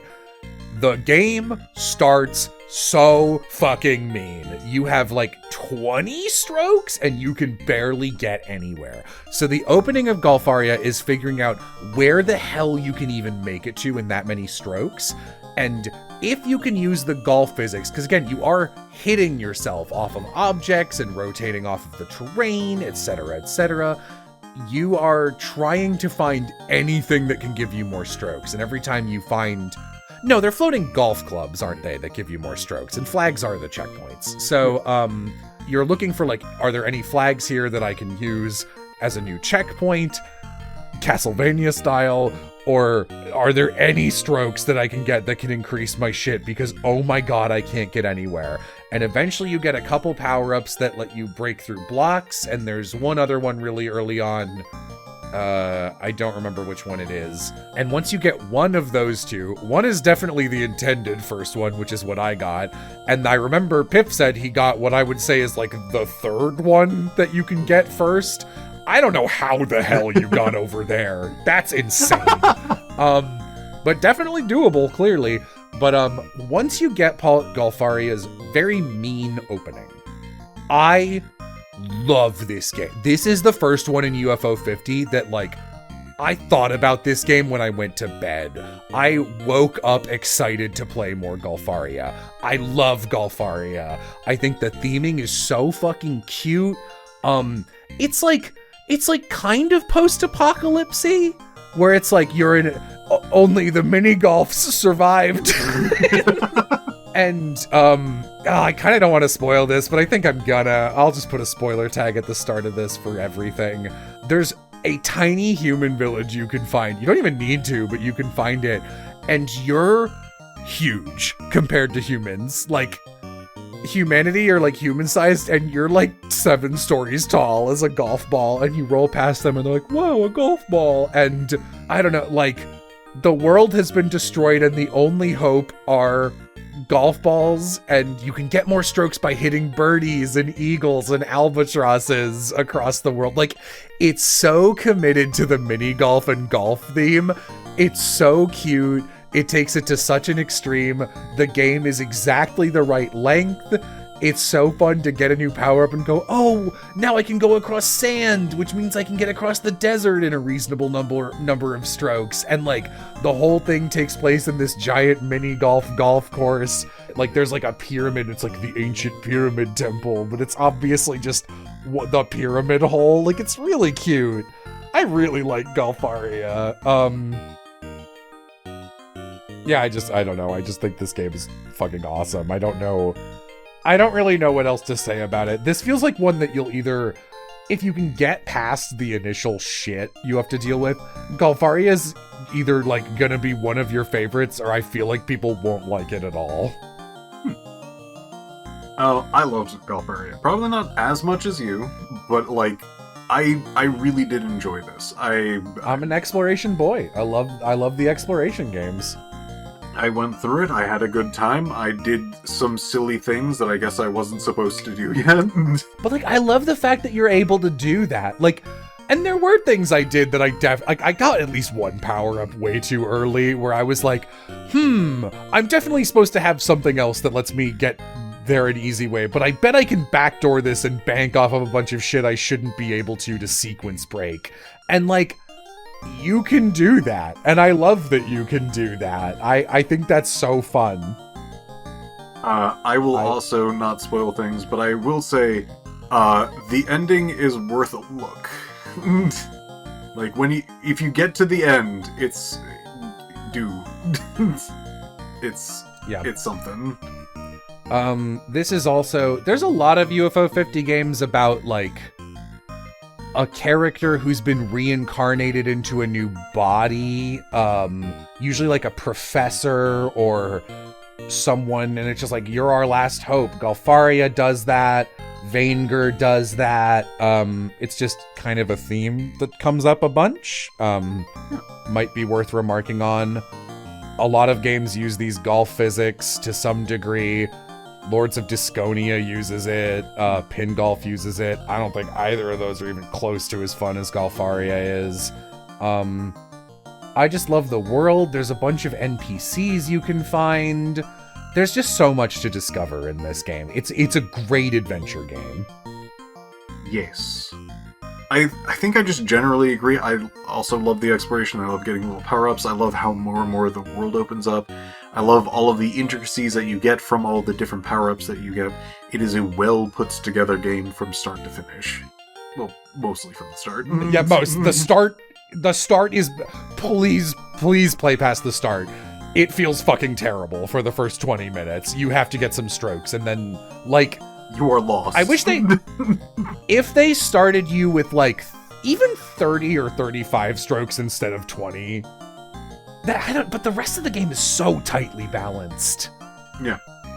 Yeah, it's a tough fix, but like, just trust me, the start sucks, but it is worth playing past. To this point in the collection, Golfaria was my standout favorite. Like, no contest, it was my favorite game up to this point.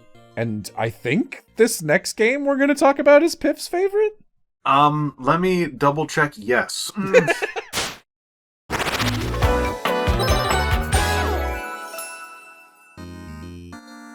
Welcome to Warptank, the game that I think that it is perfectly balanced in every single way.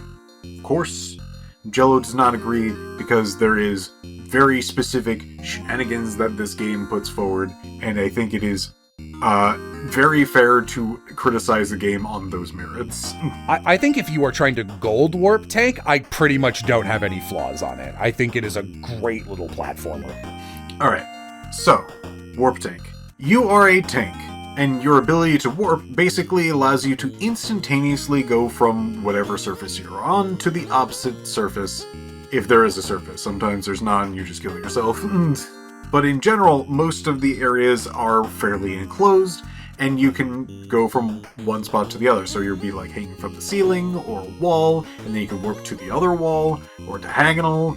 And each one of these like little bits and pieces that you can actually do with the tank is like really well put together. It's like a puzzle game.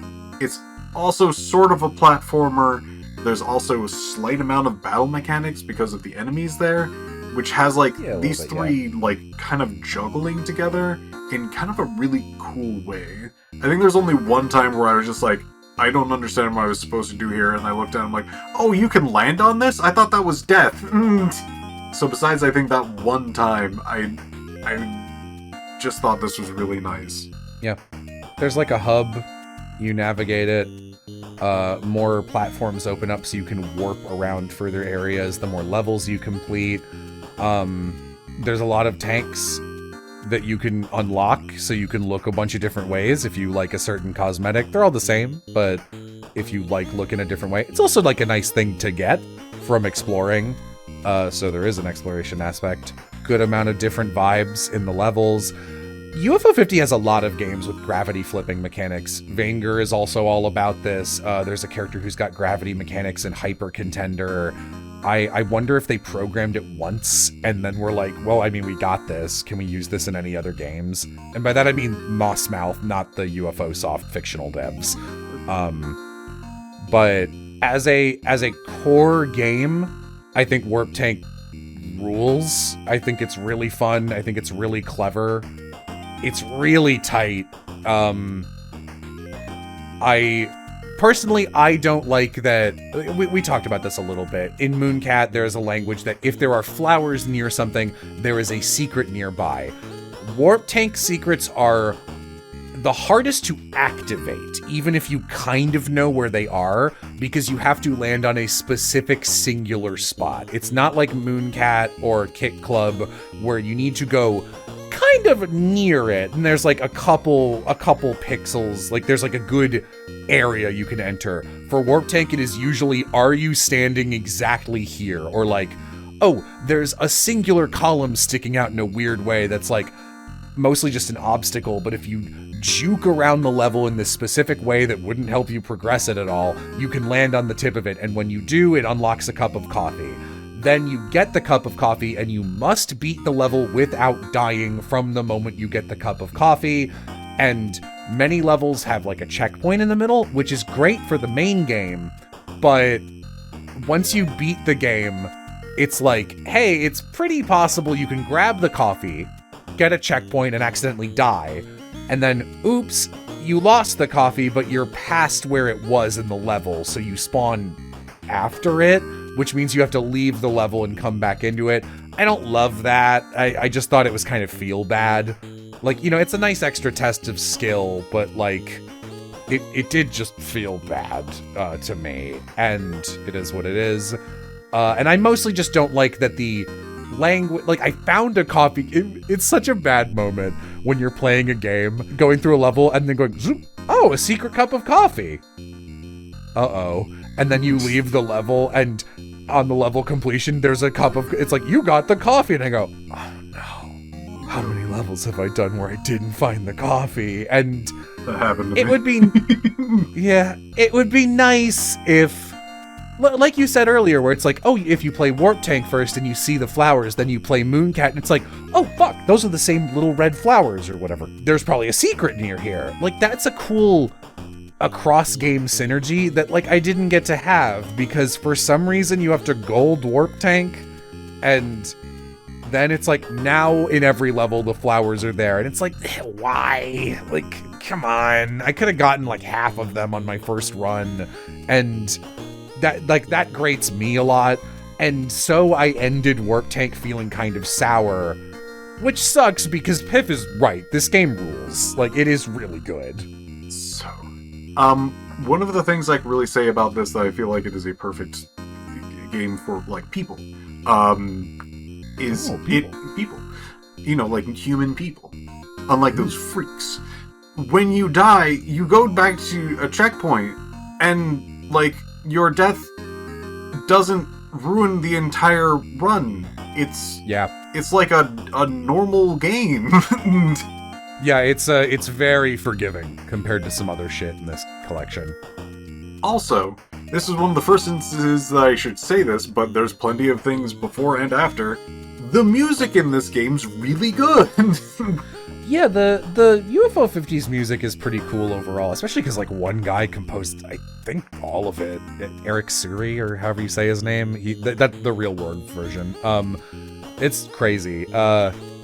Devilition also has a good theme. I'm trying to, like, just see if we skipped any who have music I really like. Golfaria has good music, too. Velgress. I hate Velgress, but its main theme is good.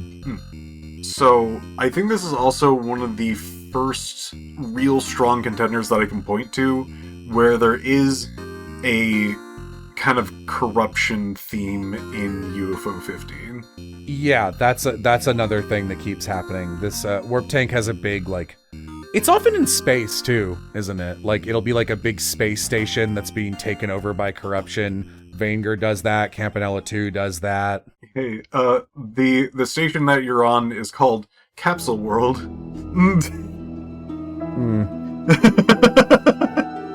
And then the Earth that is beneath it is called Auto World. Kind of interesting. I love the little, like, weird things that you get to talk to around the station. Like the little hidden octopus man. Yeah, there's little guys, and you can just chat with them, which is nice. There's a coffee shop. You can just chill out, even though you're like a little tank. There's also the boss fights that I think are pretty neat. They're pretty good, yeah. As well as, I think it gets real trippy at the end. It's got slightly trippy vibes the whole way through, I think. Like, you know, it's got little moments like you can look out at the space station or just into space. Like, there's a platform for no reason that just lets you look out at nothing. Yeah, they do a good job recapturing those kind of, like, weird, hyper simplistic, kind of objectively nothing moments that make you feel a weird kind of way in old 80s games where, like, sometimes it's on purpose and sometimes it's totally not. And, like, in UFO 50, I think they're basically all on purpose, but, like, they're, you know, they do a good job recapturing that, and Warptank has this interesting kind of lonely feeling to it for me. Yeah. Also, Thorson's the maker. Good old Mooncat himself. Oh, did he make this one? Yeah. It was from a dream that he had. Yeah, that tracks, doesn't it? Yeah.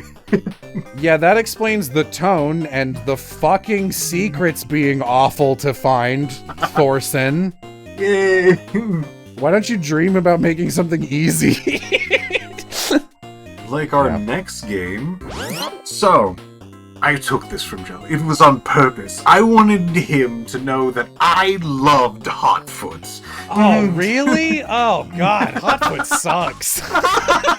Its main thing is that you get a button to do big donkeys with. I don't like the phrase big donkeys, Piph. You don't like big donkeys? No, it sounds like a gross Dairy Queen special they'd try really hard to push for 2 years. Like, big donkeys, big donkeys.